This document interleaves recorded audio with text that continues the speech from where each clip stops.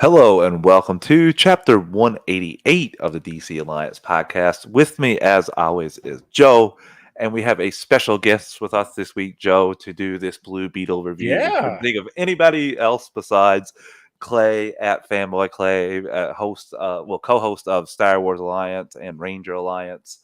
Clay, how you doing today? Doing pretty good. I was joking around with my wife and I was like, as the only other person who is a person of color on the network, I think I think it's very appropriate that I jump onto this review and talk about Blue Beetle.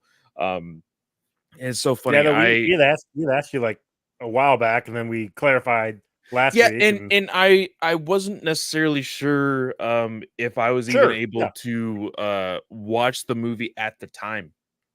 And it wasn't until I think literally the next day that I was able to secure tickets and uh and make sure to be able to jump on the show tonight. Um but me and my other co-host from the show Batman News Weekly, which is not on the network, of course, uh we had seen it this past Thursday. uh and I cannot wait to talk about this movie.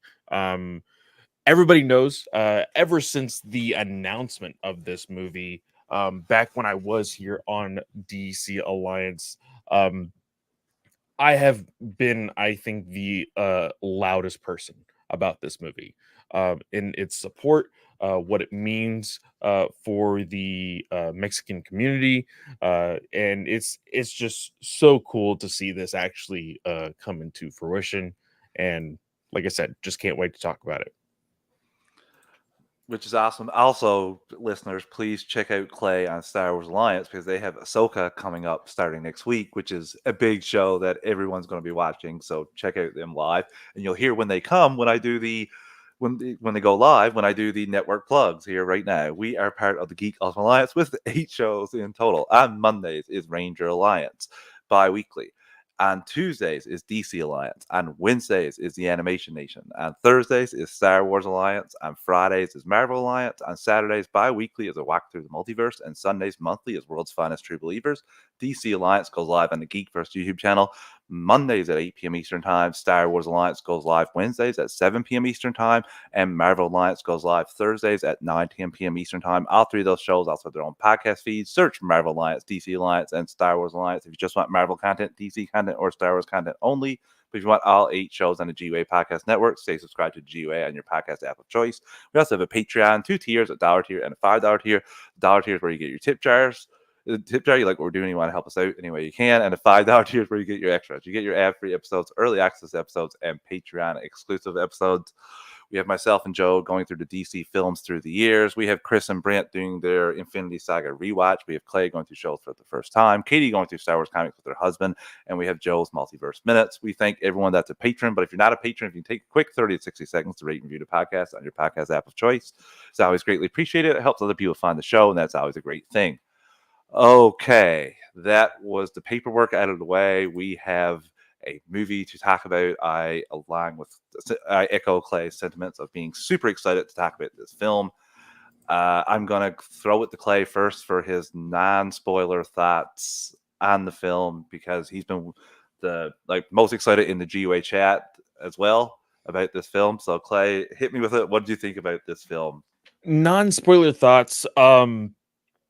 I will go ahead and say that this movie could also be something that is almost impossible to enjoy if you it me and my co-host, also local to Texas, of course. um it's like Mexican and Hispanic inside jokes, and you're not a part of that joke. You don't understand any references. For I think a lot of people are going to be watching this movie and not really understand some of these references, some of these jokes, and I can already kind of see it online. I've seen some comments on threads, uh, more so that like, hey, I liked the movie, but there was something missing, and I was like, I think I think it kind of just went over your head. It's not necessarily something was missing. But I think honestly, this is such an organic story that did not necessarily feel forced. Uh, for me personally, we have these conversations online, especially today, about uh, hey, we need something different within superhero movies, and uh, we saw how the Flash was not doing so well because it was the generic superhero movie. With Blue Beetle, you have the stereotypical origin of a superhero film, but it was so much more than that. And I think that's what is going to help it. Um, and there are some very first time uh, actors in this movie that uh, were surprisingly good uh, for it being their first movie. And uh, I couldn't imagine there being uh, the same type of story if we didn't have uh, uh, Angel directing this movie. It would be a completely different tone, a completely different uh, aspect as far as like what the focal point was of this film. I genuinely believe that due to the fact that we have a majority of a Hispanic Mexican uh, background behind the camera as well as in front of the camera, it really did affect the way the movie came out. So, uh, all that to say, uh, I really enjoyed this movie. It is I know we will do ranks later. I saw I don't know if he's gonna show up tonight. S Bubs disrespected this movie Ooh. with it very low on the ranking. Um and I was very disheartened.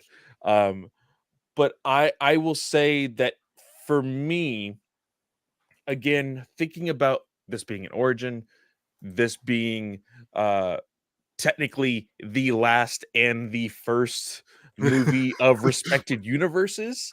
Uh, uh, and one comment that I do have that's non spoiler is James Gunn. Why didn't you just name this the first movie of the DCU? Like, Yep. I will like echo that sentiment. like don't get me wrong, I understand the validity, quote unquote, of wanting Superman to be your first DCU movie. And that's um why. and like it's also kind of like, I know it's no harm in this aspect, but it kind of feels like it's like, what, you don't think a Mexican led film can be your first DCU movie? Like, come on now. Like, it for me, I this very much could be, hey, it was so separated. It did perfectly well in uh building a world, uh as well as staying inside a universe uh with, you know minor spoilers, no cameos. So for that, I We'll get into it. yeah, we'll get to it. I'm still expecting Wonder Woman to somehow come in by the end of the film because of all the cameos they've been doing But lately. but I do think that this movie works so well as a standalone. Like, you can watch this movie without knowing anything about DC universe whatsoever, and it legit is just a great movie. I think Joe, one what of about the yourself? problems that we could have is, and we saw it in the trailer when they make the Batman is a fascist joke.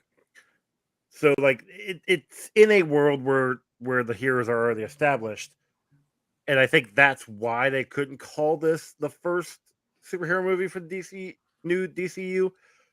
regardless, it should totally be in it. This was an amazing movie. I had a ton of fun. The family aspect alone was just a lot better than what we got in Fury of the Gods. Also, there were, while I will agree with Clay, a lot of the jokes definitely went over people's heads. One of my best friends was Puerto Rican, and so I was always around his family all the time. It's not Mexican, it's not Latino, but there are things that they would do that but it's like, still very much the same the same culture. cult. Yeah. Yeah. Mhm, So like mhm. I knew a lot of that stuff. Not all of it, mind you. But I knew enough to where I'm like, I get that joke. I get that joke. Also, real quick, this person may or may not listen to this episode because I am on it talking about Blue Beetle. But not gonna say any names. You're gonna know who you are when I say this. This movie is not a representation of Catholic and Christian families. Just saying that it's Mexican Latino culture. Wait, hold So on. Time out. they This family actually loved each other. Catholic and Christian families don't. Yeah. no shit, man. I was They, in one. like he had heard this individual heard me reviewing Blue Beetle on my other show, and he's like, "Hey, just wanted to let you know that it's not solely like a Latin Mexican movie. It's a Christian Catholic movie as Is well." it because And I of was the No. one Mary picture in the I dream? don't know. I was just like, you can't Anyway. steal the fact that like you stop trying to take this away from us. Like, did you not learn anything from this freaking movie whatsoever? No, they Like, didn't. come No, on now. it's just like you having to like those people, that culture having to watch movies from America, like just from your standard white people, and just they identify with some elements in it, but it's not made from that It's not made from culture. them. It's not, so Yeah. you can't say they don't go in and say it's made from it. And so yeah, you can't do that. That is so frustrating because Yeah. no, like you can see it at times, and I love it. I love the family aspect of this. I had so much fun. This is the best family stuff in the DCEU. Some of the best family stuff I've seen in any comic book film. Like the heart, the just the moments with the father son, with the uncle. Like, yes, you like it's not Christian. You can say like I had a crazy uncle who was a jack of all trades, and that can make you like appreciate Rudy. But Rudy is essence of the culture. So like jokes that he made, Oh I yeah. missed. Like I missed some of the jokes, but his comedic timing, you can tell, George Lopez was on fire with That was coming in, coming out, not staying too long on a joke. There wasn't one time where I thought anything lingered, which oh my god, that is such a refreshing take after some of the films we've watched George in the last Lopez couple years. almost stole the movie. I mean, Yes. he was darn close if he did. In all honesty, when it comes to looking at everybody's performance, genuinely, I think George Lopez almost stole the show. He was so good at what he did in this movie.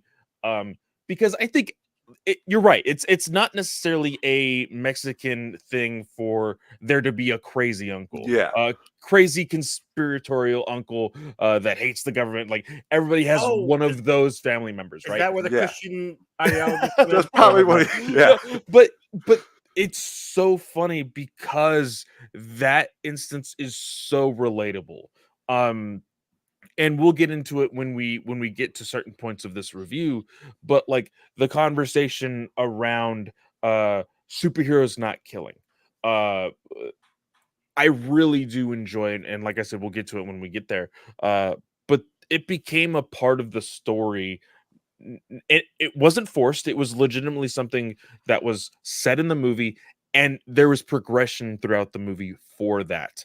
And people may see it very subtly, but one thing that I need to remind people is there is a certain way people view us as Mexican and Latinos.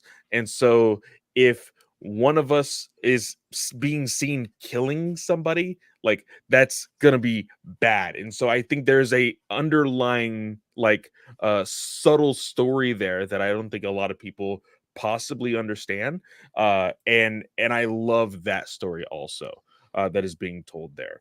100% Clay, It's because it's very, very subtle. you have like stereotypes that they like the film industry has burned into people's brain for 70s and 80s of just portraying certain ethnicities as like killers or robbers. So like you said, this here, and I love how it went, like it had a reverse swing, which I wasn't expecting, which I really enjoyed. And I just want to say one thing before we dive into deep. Bravo to the director and the VFX people, because the budget for this was only 104 million. I thought it was dropped in our chat today, and there Well, wasn't a somebody said bad 120, but there Yeah, wasn't a it's yeah, there's been conflicting There's a reports, but window. it looks anywhere from 100 to 120. there wasn't a bad shot. The practical suit was one of the best suits I've ever seen. The transformation scenes were phenomenal, and the action, there wasn't I didn't see a bad shot in that whole thing. Like I was shocked, especially coming from like how much money they pumped into the Flash, and then you see some of the shots we got in the Flash. I was a little worried because this was made for HBO Max first, but no. Bravo to everyone involved, the VFX artist and the director, of course, because he did have a note I did read where he didn't want to tax the VFX studios like they've been, and they want to do a lot of practical stuff as well. And when you have Zolo, the action, the background that he has, it just works so well. So I just want to like a tip of the cap, because it's very refreshing on a 120 million dollar budget to get something like this is just yeah, bravo on that. There was a few there in the final battle that I questioned, but we'll get into it when we get to those. Okay, so we'll just talk a little briefly about the box office here. It grossed 3.3 million on Thursday previews, and on par with Shazam: Fury of the Gods, Under Birds of Prey. 28 million to 33 million 3-day opening weekends could be in the cards. I'm really hoping there's a lot of legs with this, and I'm hoping that for an A cinema score. Guys, do you think this could run for a few weeks, like pumping it up to point of profitability? Because I don't think they've spent that much in marketing on this thing, if I'm being honest with you. I know they say double the budget, but I don't think that happened here. No, I don't think it did. And it was something that me and my co-host over at Batman News Weekly were talking about just recently. It sucks. Again, we at the GUA are very big proponents of the WGA and SAG-AFTRA. We believe that these individuals need to get paid their fair wages. But somebody who really wants this movie to succeed, there's a little part of me that's like, God damn it. Just because there was and is not a whole lot of promotion with this movie.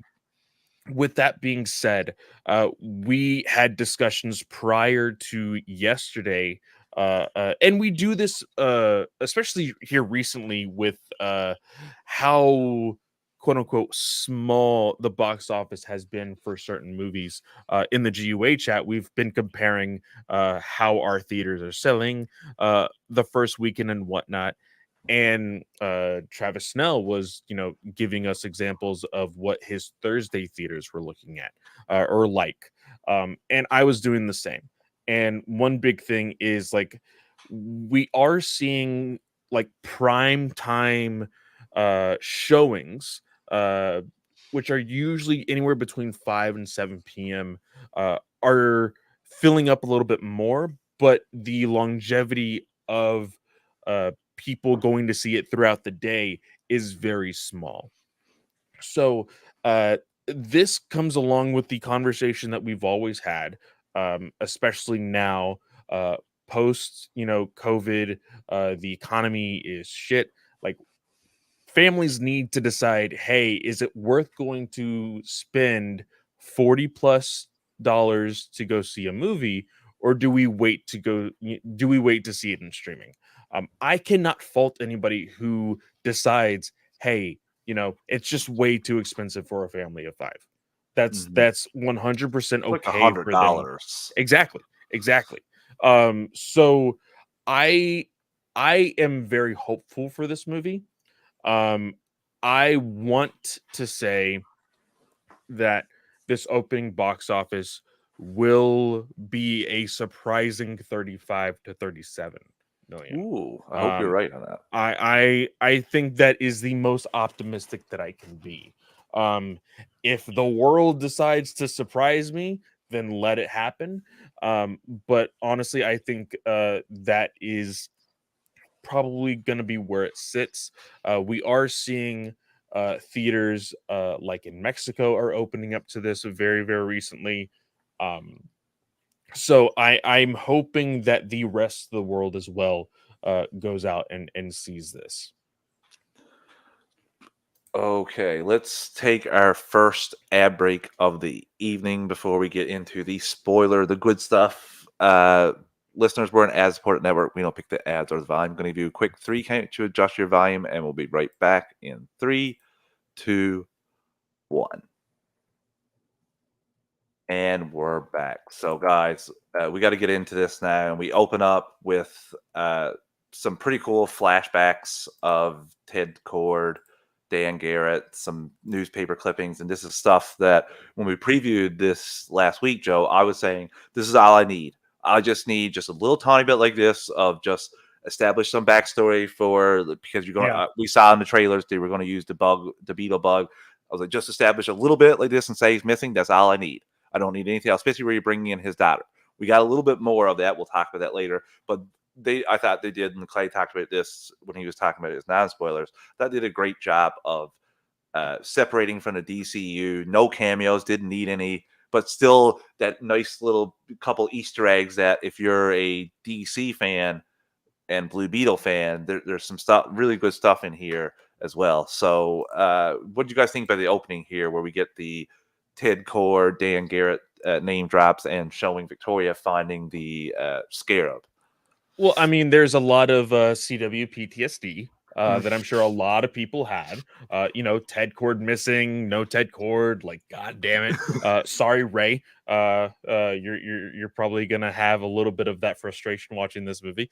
But I enjoyed it. I think it sets the tone. It shows that it is existing in a universe of superheroes without necessarily showing you these superheroes, which is something that I think we need more of. There's this conversation of like, does every movie need a cameo to show that it's a part of a universe? And honestly, this showed that it didn't. You can easily tell a story because there's a moment. And again, we'll get there when we get there. But there's a moment where when Jaime gets the scarab and is actually becoming Blue Beetle and everything, he talks about flying and he's like, I'm not Superman. Like he references Superman. The trailer talked about Batman. Like they're talking about these heroes, so there's an existing universe here with these heroes. That is okay. Like that is 100% okay to lean on that rather than have a cameo show of all of these different things just to get the oohs and the ahs. This I think worked very subtly. You get to work on a little bit of the history of a character a lot of people are not very familiar with Blue Beetle and Ted Cord and all of that. And you get to make it its own with the, of course, new and improved Blue Beetle that was introduced back in Infinite Crisis, back in 2006, 2007. So I think that this was a very smart way to go. I love, and again, we'll get there when we get there. We don't see Ted Cord at all. Nope. No pictures. No, No. not painting. But did you notice that painting was very abstract, very blurry? And like, trust me, when I saw it, I was like, "Who is that? Who is that? Who is that?" And you can, like, anybody can be Ted Cord in the future, and I'd be like, "Okay, I'm cool with that." You know, it's at that point, and there's a post-credit scene that kind of aims to that as well. So we'll talk about that. Do we know the voice for that post-credit scene? Because I think as a famous actor that I've heard before in a show. So when we get there, I'll talk about that. There's a joke that me and my co-host for Batman News Weekly said, because he thinks it's very familiar to another very famous actor that has become a little bit of a meme when it comes to movie theaters and cinema recently. But I'll No, I Nicole will Kidman. reveal it when we talk about it. So, Joe, what do you think about Right. this opening? It was great. Like I agree with everything Clay said. It was nice to see the history and what you said, see the history right up front. And if you know comics, if you know Blue Beetle, you know Ted Kord, then you know that here he was as the hero running around what Edge Key, I think is what the place is called. And like trying to help people. And then he disappeared, and everybody knew Ted Kord disappeared. Like it was in the article, it was in the paper. The scene with Carapax and Victoria, I I'm so I saw this twice. I actually saw it last night. I saw it again tonight right after work, so I can have it very fresh in my head. I like Susan Sarandon. She is not she's not Lex Luthor. No, Like no. that's really what it comes down to. She did a fairly good job trying to imitate Lex Luthor, but she's not Lex Luthor. She I is feel like not she goes Lex after Luthor, real. but she is one of the best Karens I think I have seen in a superhero film. R.I.P. Sanchez. Oh But my god, I hate it. yeah, I'm so glad like he. Oh yeah. it's so good. I love that scene. I practically cheered in the theater. But I See, agree I'm with a little you. different on that one, but we'll get to that. I agree with you that she is not a Lex Luthor, but she's not supposed to be. See, I In think they were trying to do. Like they were trying to make her the mastermind of this whole no, enterprise and I have I like these agree with you little with that. puppets here and there. I agree with you on that, but there was so much there already built up as this like uh you even see it when there is a lot of exposition on why she is there. Yeah. We learn that uh her and her father helped build the company, and when she thought she was going to be uh you know Next control in of line. everything, it was Yeah. given to Ted. Which And again, motivation. Like this is one of the things I liked about the movie is you actually have the the story you can follow from beginning to end. Like mhm, you see the motivation of Victoria, why she's doing what she's doing. She's trying to get the Scarab to make, spoiler alert, Omax, which very surprised by that. Once I saw that in the opening thing, I'm like, oh snap, okay, cool, we're going that route. Yeah. Um, like it you could follow the movie from start to finish, and I love that. And everything works, everything's coherent. I just don't think she was. Her character maybe should have been either written better or she's just not good enough as I that think the role. people around her needed to be written a little bit better. Not I necessarily. got some issues with Carapax, and we'll get into it. Yeah, I enjoyed her for like 65-70% of her time. I feel like she went off the rails a little bit, her character in the final act. Just the stuff with the phone. It seems like if you're just pointing a gun at her like literally minutes ago, like, I feel like this is that stuff was a little silly for her, but I for the most part, like you said, Clay, I really enjoyed her careness. Like, by enjoyed, I mean hated her, but that's what it was supposed to make me do. yeah. It was so frustrating, especially every time she called that guy Sanchez. Like, oh, Well, you especially like racist he piece of shit. immediately tried to start like, "Hey, no, respectfully, I'm not. My name's not Sanchez," and she just ignored him. Like, And he's the only I'm one the with most hurt. powerful person in the room. I don't give a shit what you say. Like, he Yeah, feels I'm gonna bad tell you what I multiple think. times. and I think that's what her character was supposed to be. It was supposed to be this hey, I'm protected by whiteness, I'm rich, I'm powerful, I can do what I want, I can have what I want, and I'm gonna get what I want. Is what her character is written as, and that's what it was. So that's why I don't have too much to really uh critique there. Granted, I think this movie with a much bigger budget could be corporate Karen. Yes, 100%. I think with a bigger budget, I think there could have been a little bit more there. But Yeah, you we got all fact. know I keep forgetting this was originally this was made supposed for to be an HBO. HBO Max Yeah. movie. Yeah. Instead of getting the Batgirl treatment, it got a theatrical release. And we for that, I think that it's gonna be very hard to see the projections as far as the box office goes, just because hey, this is a smaller quality of film, but it did get a little boost in budget. So Mhm. I can't fault it too much when it comes to that kind of thing. I wanted to ask this real quick. All the game puts here, seen some complaints that El Paso, Texas, wasn't It used as the was. location of the movie. Was it? It was. They were living on El Paso Street.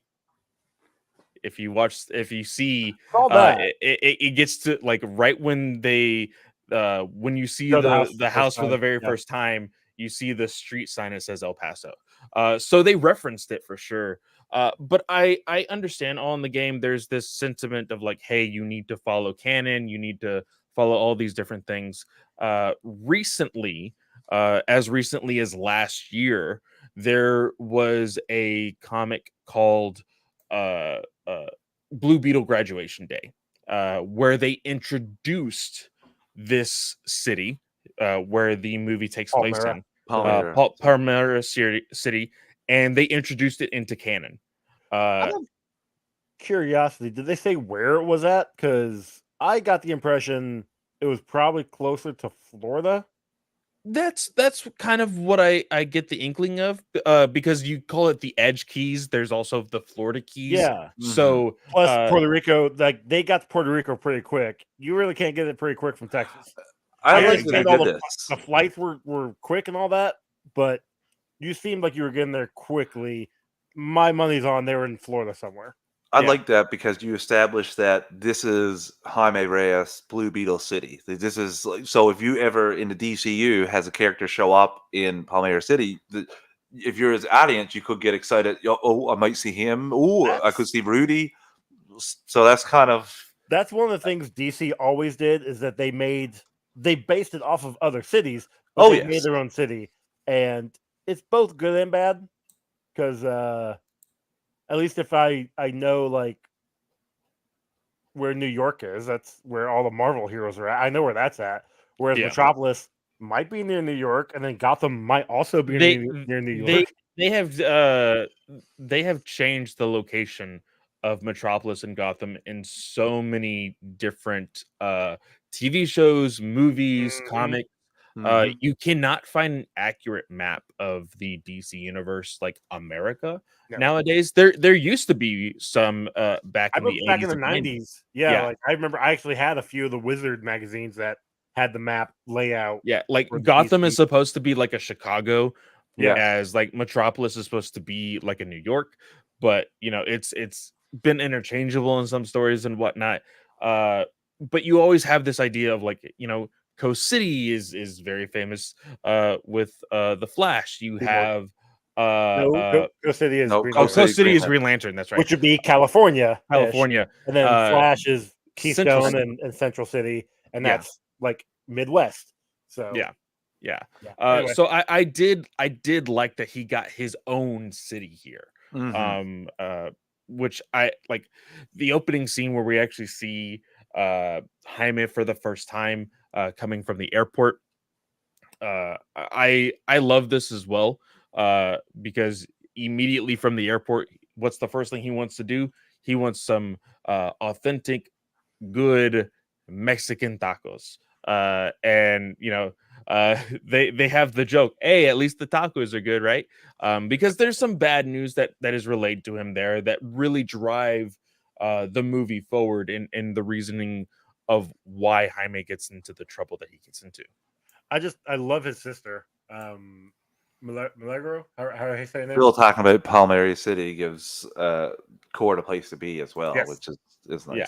But I love how his sister is like, I can tell them the news. You can't tell like every time you try to give it news, it comes out bad. It's not that it's bad. She's just blunt and to the point. She was doesn't battling sugarcoat it. Rudy for me, funniest family member. She was hilarious. I loved her ribbing with her brother, her good, like the nature back and forth there. And she immediately blurts it out when he's eating that the family's losing the house. Jaime's Oh, like, and then Dad lost his job because he well, lost his Jaime's like, place. we just got to He had work a a little heart attack. harder. We just got to work a little harder. And Dad's like, yeah, I lost the garage since I had a heart attack.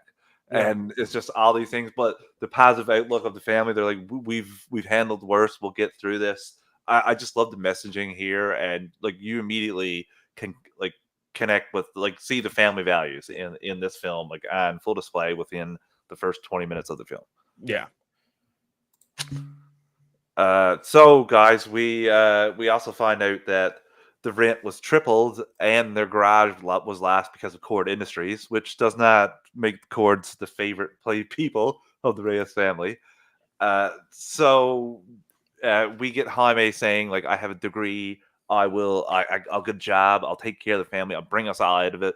What do you think about his outlook here and where we flash to find him? There was no time jump given on the screen, right? No, there Okay. wasn't any time jump. And with this, the big thing with this and why it's so relatable, we see Jaime as like third generation Mhm. In America. We see his nana, we see his parents, his uncle, his tío, and then him. And one thing when it comes to, and again, this isn't something that is specific to Hispanic heritage, but it quote unquote means a lot more because of the struggles that they've had to go through. There is this thought process with Hispanic and Mexican families within America that is the American dream, the promise of the American dream. Hey, you go to college, you get a good job, you get out of the muck that we've all had to go through, and everything is good to go. And that's basically what you see here in the first 10 minutes of this movie, as far as what the family wants for Jaime. I did love when he's coming down the stairs and he puts his graduation cap on. He looks at the guy, he's like, hey, how do I look? Look Looks like like you're 6 figures in debt. Yeah. Yes, you are. And I was having this discussion with my co-host with this idea of like it's going to be harder for younger generations to understand this because we've also grown a little bit smarter since those days. As like, hey, that American dream is not necessarily 100% a dream anymore, and it's not the greatest thing to achieve towards, and that's why the sister isn't going to college, right? No. Again, the younger generation kind of learning the mistakes and kind of learning how the US government works and how they push for these things to happen and whatnot. So there are very subtle things that are in this movie that kind of just open your eyes to these things.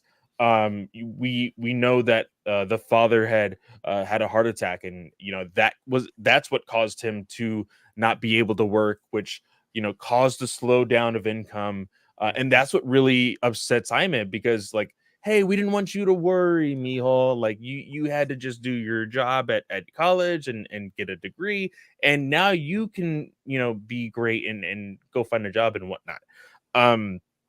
Well, you also got Malegra, who was telling Jaime that this is as they're sitting up on the roof looking at Palermo's, the city. Look at the Palmyra City. Thank you, Palmyra City, Palermo. And it's just like, yeah, that's your whiteness coming in. It's okay. It's a little bit too much. And like I said earlier, podcasting too much. But like the richer stay over here and the poor stay over here until the rich want to take what the poor have so that they can make a new thing and push the poor out. Yeah. And it keeps doing that constantly. I mean, look, I haven't hidden it. That right there is the American truth. Yeah. Like, it was a nightmare. If you've got money, you can do what you want. That's the American dream anymore. And that's the bullshit of it all. Yeah. Like I've never hid my thoughts on any of that. So Well, no, and that's why I think Rudy's character, I remember the controversy of the first trailer of like, the oh, Batman's a fascist the Batman's Oh a my God. fascist. Like, why would they say that? Da, da, da. because it's Now having the 100% true. context, now having the context of how George Lopez's Theo Rudy really thinks about not only superheroes but the U.S. government and everything else, and how he's secretly a freaking genius. Like, that totally makes sense, and Oh, it's 100%. totally fine for his character to think that. Um, and he's the crazy uncle. He even in the very beginning, we see, you know, he has his truck, the taco, and It's a Tacoma, so yeah. it's basically like Taco his Bell. pride and joy. uh I I love this whole setup for the beginning of this movie. It really sets the tone for what this family means to be a family. You Well, know and from the and very beginning that they're going to have strong ties. Alberto almost like throws in your face. Not only say throws in your face, but like just is reassuring left and right. Is like, hey, we're the Reyes. We're gonna get through this. It's fine. And Like, I will say as a this. family, we're gonna do this together. And that right there was something that I You, latched onto. you would think just more so because of how uh Mexican families and Latino families are. uh when you first look at this movie, you first look at the characters that are inside it. From somebody from the outside looking in, seeing all the characters, they're gonna be like, oh, the abuela, the grandmother, is gonna be the heart of this movie. No, it was the No, no, father. no. The Mhm. father was the heart of this movie. This is Damien uh Alcazar. Um, he is a very famous Mexican actor. He has been in a lot of telenovelas and all of this stuff. I think the only big movie that a lot of people might know him from is he was in one of the Chronicles of Narnia movies. Was he? Yeah. Nice. Well, okay. I think it was the Prince the Prince, what is that movie called? Uh Prince Charlemagne. Prince Caspian, the Prince Caspian movie. I was like, wait, is Um, that the history? no, Say with confidence, people believe you. but I loved his conversation with Jaime uh, when they're kind of all settling down, and Yeah, this he's was like, after "What's he yeah, got fired. yeah?" It's this like whole conversation of like, "What's your destiny?" Mhm. You know, what's your fate and everything else. And This is also kind of stereotypical for uh not even Mexican stories, but just stories in general. You always have like the older, wiser person saying, "Oh, I don't know what my destiny is. I'm still searching for it." Kind of telling you like it's always going to be a journey. You basically telling Jaime like you're so young, like you don't need to be worried about like a definitive like, hey, this is my answer to the world type thing. And he says like, I don't know what my destiny is, but I'm still searching for it. Mhm. And we get an answer to that later in this film, which really tells you why he is the heart of this film. That's such a beautiful scene too. I can't wait till we get to it. So we flash to Jaime, who is uh, at a mansion, and it looks like everything that he said is paying off. But no, this is basically the next day, and he got hooked up with a job from his sister. Yeah, that's okay. Sorry, I just want to touch on that real quick. I know we looked it up. Whatever site you looked on, Travis, and I looked on the wiki. It said a couple months have passed. I didn't think so. I got the feeling it was a day or two, week at most, especially since in the very beginning, when Victoria and Carapax are trying to get the scarab out of the orb, Carapax says it will be by morning, if not 24 hours. Yeah, And so, they're back running tests, so that would correct, make like almost sense. Yeah. immediately. Um, it's not been months. I No. just don't see how they say that. Yeah, that's why I thought that was off as well. I had to put the brackets there because I didn't think that's how that shook out. But I love this scene because I love the sister here. the stuff by her wanting to have Jaime be lookout and so she could take a Hey, I dump. gotta take a shit, bro. Exactly. Like, I deserve a luxury bathroom for no, my work dump. I love like how she's like sticking the gum under the table, and he's like, "Are you serious?" She's like, I'm "Hey, making I'm work. keeping us employed. Like, Job this is security. I use that at work. exactly." I use that at work all the time when I miss a screw. I'm like, I'm giving like a team leader. I'm giving you job security. It's fine. Go do your job. Yeah, so I love that as well. This was so funny, and this is where we get our introduction to Ginny Cord. Mhm. Jaime walks in, and the most awkward camera is one of the most awkward things for him. He's just stood up there while there's this shouting match between an aunt and her niece. He's like, and it gets really awkward. And like you guys say, the henchman, the main villain, the main muscle guy, goes in to basically lunge towards Jenny, and that's when Jaime gets into action by just saying like, Yeah, like, "Hey, hey, she said like to chill out. I also just want to say this is Bruna's first movie. whoa. She has been in telenovelas before. She was a like supermodel before this. Okay, So she that had tracks. been That tracks." kind of featured in telenovelas and in other TV shows before, but this is her first big budget movie. She was great. Good job. Yeah. I absolutely loved there was like some dialogue that I was like, uh, but some of the awkwardness helped out really well with some of the scenes with Jaime.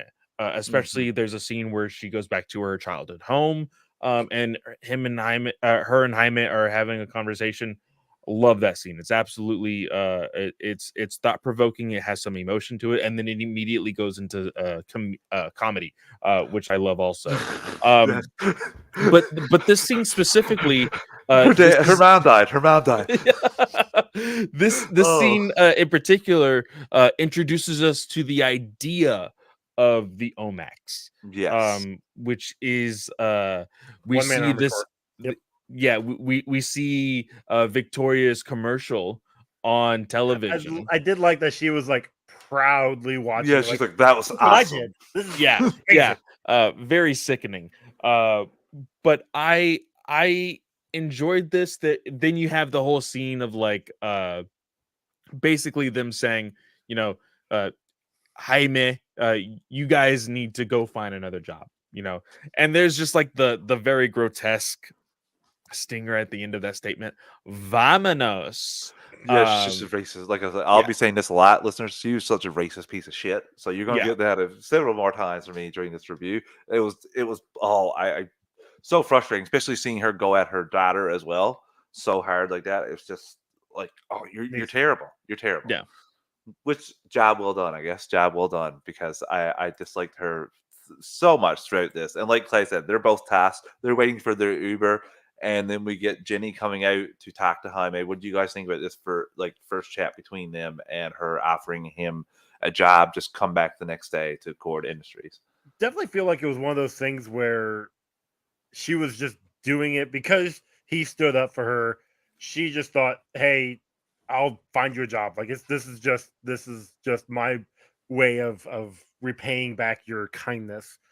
Um, obviously, Milagro was trying to give Jaime a different idea.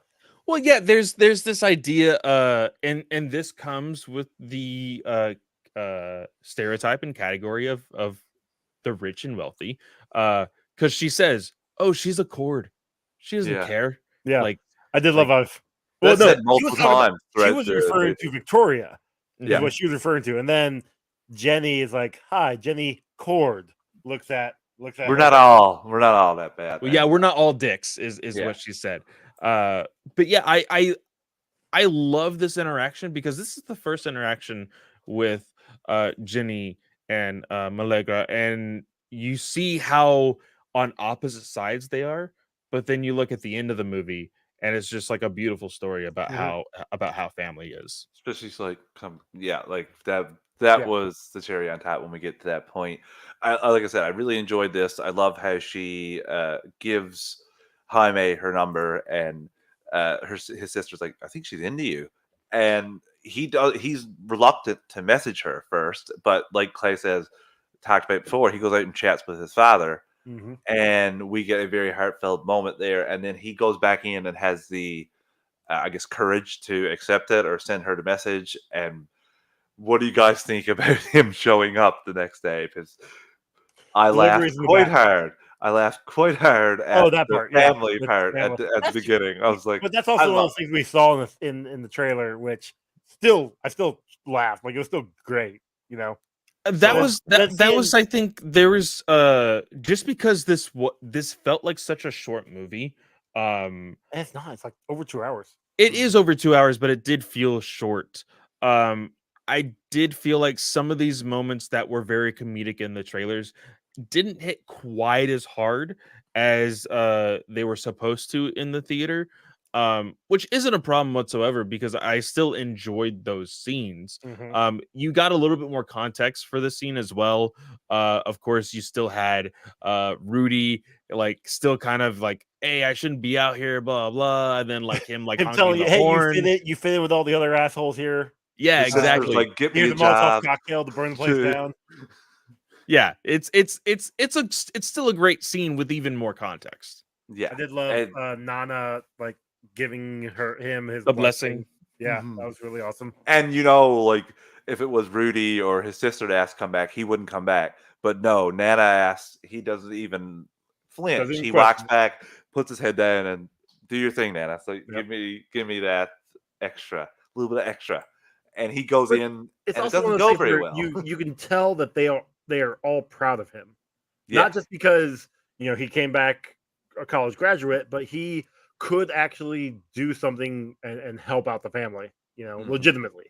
Not saying Yeah. that what they were doing before wasn't legitimate. Just this is something that is like he's got a college degree. Like, he can go into pre-law. He can actually make a name for himself. There's this idea that like uh one door open means one door closed. And I think that with this family having the troubles that they have, Jaime getting a job means they can close the door on the possibility of them staying in poverty. Yeah. Is what they're looking forward to. And so that's why they are so proud. And that's why they're like, hey, we're a family that sticks together. So we're going to drop you off at this interview. Yes, 100%. And I like I said, I really love that him going in there, and it doesn't go well from the start because while this is happening, Ginny, well, obviously Jaime goes up, and we get yet another. Is Cord just filled with racist people from top to bottom? Because she would not say Jaime once, even though he introduced himself multiple times, and she kept saying Jamie, which could not have been more annoying. And Jaime, being the classic good guy that he is, just doesn't You even. know, He just and wants a job. here's the thing. I'll fully admit, when I first saw Jaime Reyes written down in 2005 as the Blue Beetle coming out, I thought it was Jamie because I hadn't heard it. Like, I was in that mentality, like, I hadn't heard it spoken. I read it. I'm like, okay, fine, whatever. Until later on, where I'm like, oh no, I see what's going on here. This is how it's said. But Yeah, I saw it and written that's down. and Like, that's not the problem, Joe, but because no. the I get that this lady. What I'm saying is that she specifically heard his name and chose to say it Mhm. wrong. and Yes. That's the and problem. for anybody who because I can already kind of see and expect a lot of people to be like, oh, this movie was so woke, or like they're being a little too over dramatic with some of these scenes. This thing actually happens. Oh, uh 100%. so 100%. not just Hispanics, Mexicans, and Latinos. It happens to anybody who like, because there's this idea that uh let's face it, white people have that's like, oh, I don't need to know your name. Like it's not that important. Um and when it comes to Mexican and Spanish culture, names are important. Uh, you know, uh I have a legitimate family shield. So I take my last name very seriously. there is legitimate uh, a family shield that I eventually want to get actually forged Nice. and hung up on my wall. So and that's why Jaime says, "Oh no, it's Jaime," and she says it again. Okay, Jamie, you can just go sit right down there. Like oh, don't get too close to me. You go sit down. Uh, and And it's also, just it's as gross. soon as like he tries to correct her, she says Jamie again, and he backs down, Yeah. which is another one of those things of because of the world that they are in. He can't correct her Well, he because says then it he's to the asshole. Jenny. He says it to Jenny, "I'll do anything. I'll work any job." When in reality, he has a degree, and he like if like Clay said, if it was a That's white another, person, if a yeah. white person was going for that job, they'd be like, "Give me a job with my degree." Yeah. So yeah, that's that. Oh, that front office lady. But before we get into any more, we'll take our second ad break of the evening. Listeners, we're an ad-supported network. We don't pick the ads or the volume. I'm going to give you a quick 3 count to adjust your volume, and we'll be right back in 3, 2, 1. And we're back. Okay, guys.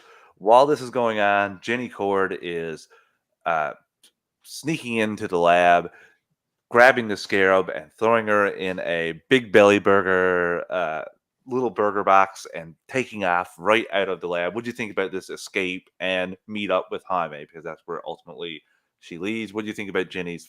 Well, this is our first time seeing Jenny in action.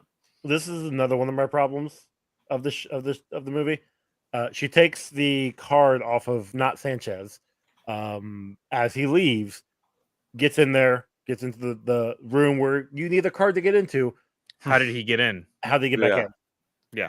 Just Yeah, saying. I thought about that as well. Anyway, no.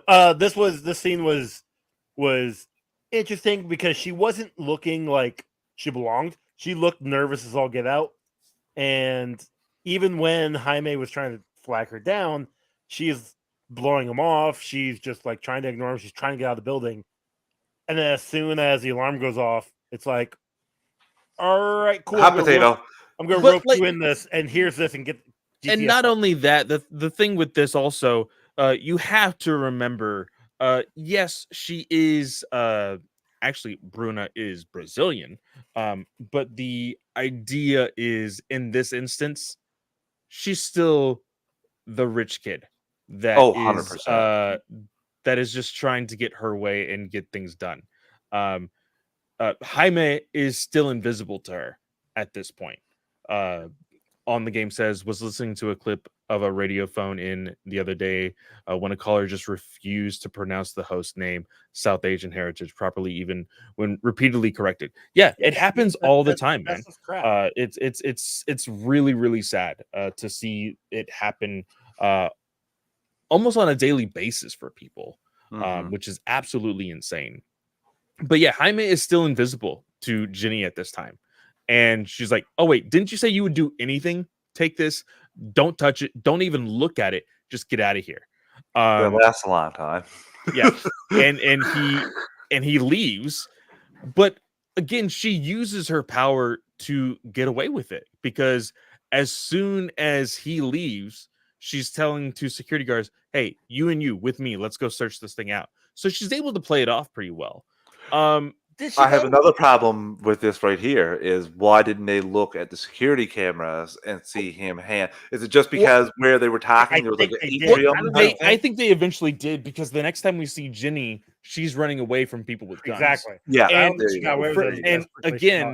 again, when you have a movie that was supposed to be for HBO Max with a lower budget, probably had to cut some things in the movie here.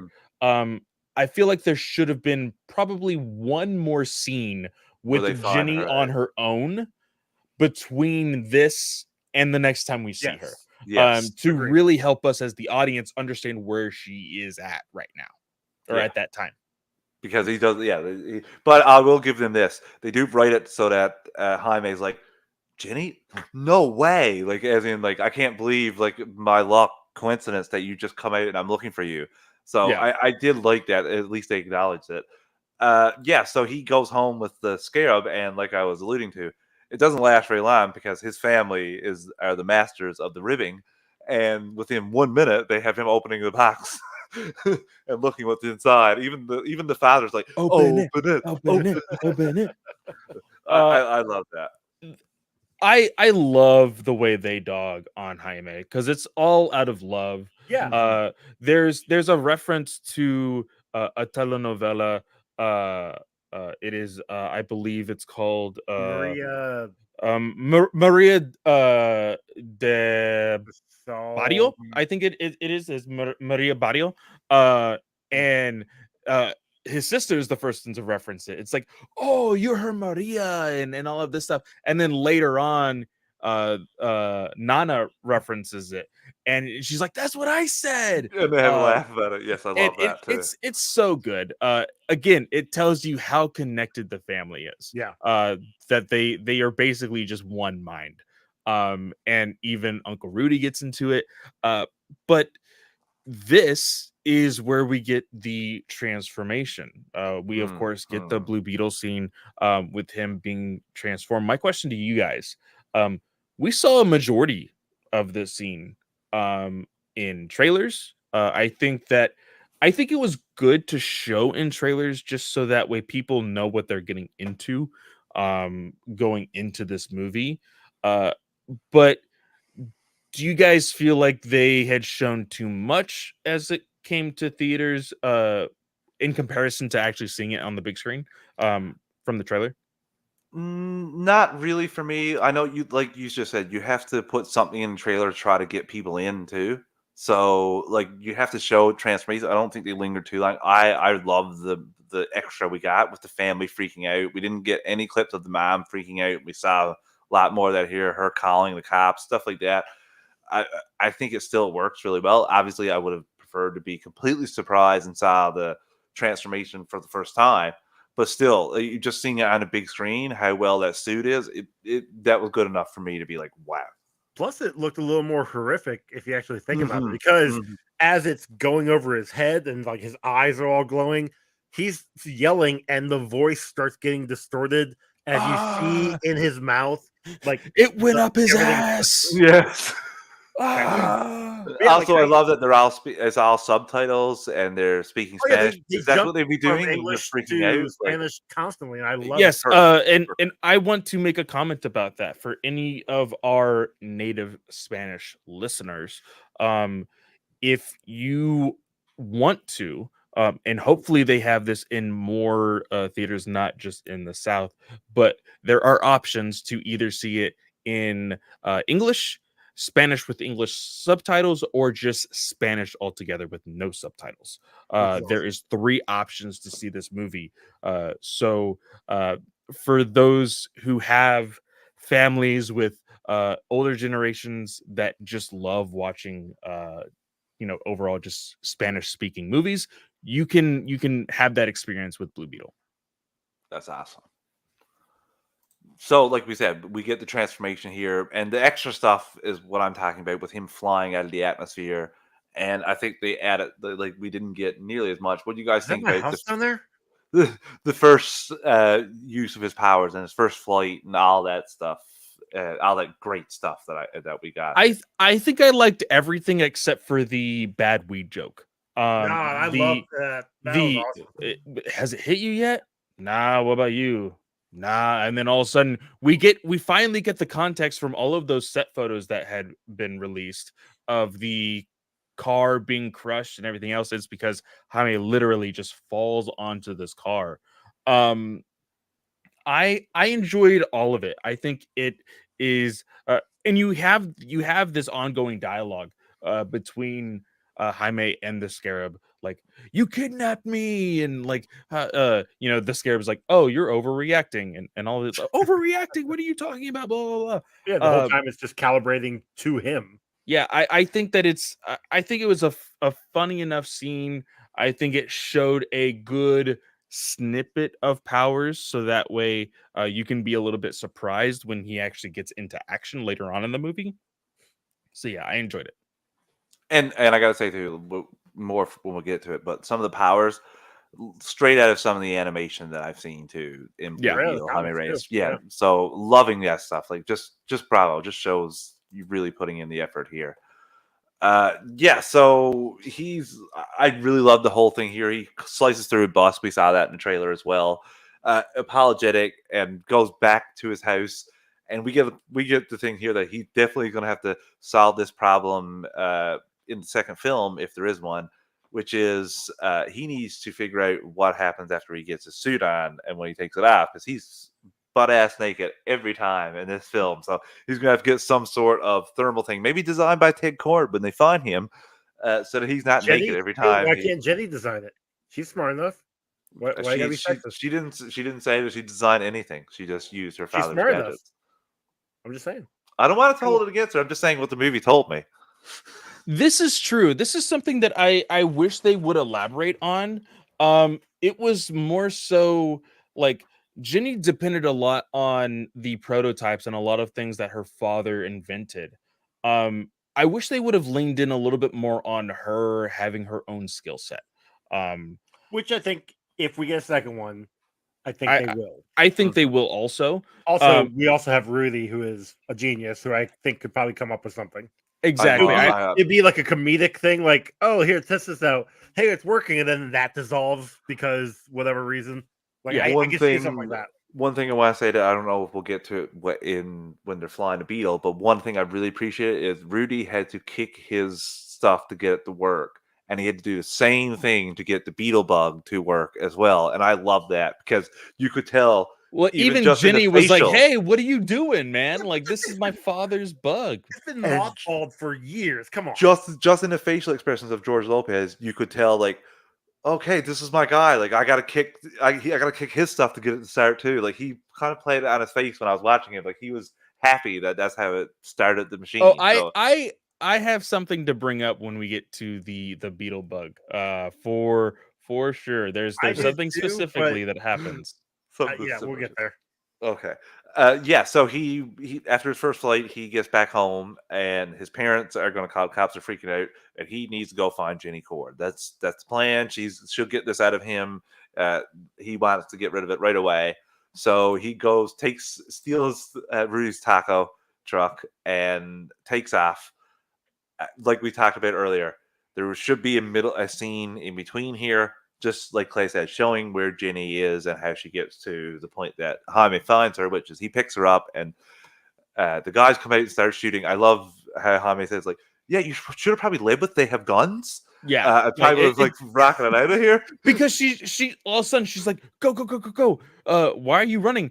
I'm running They're from after them. me. And then they just start shooting. It's like, holy crap. Again, there needs to be just a little bit of context. I can believe it because we know that she stole something that is very, very powerful Yeah. and very much sought after. So you know that this is something probably worth killing, but context would help. I honestly Yeah. wouldn't be surprised if there was a deleted scene that will come out in like a week or two, Mhm. or at least on the DVD when it comes out, Yeah. Blu-ray, whatever. I still appreciate Jaime's comment, which is perfect. Like come on, tell me that the Leave with that guys first. have guns. Like, tell me that. So we can And get out then of you here. know when he gets home and Rudy is just You just hear all the screaming.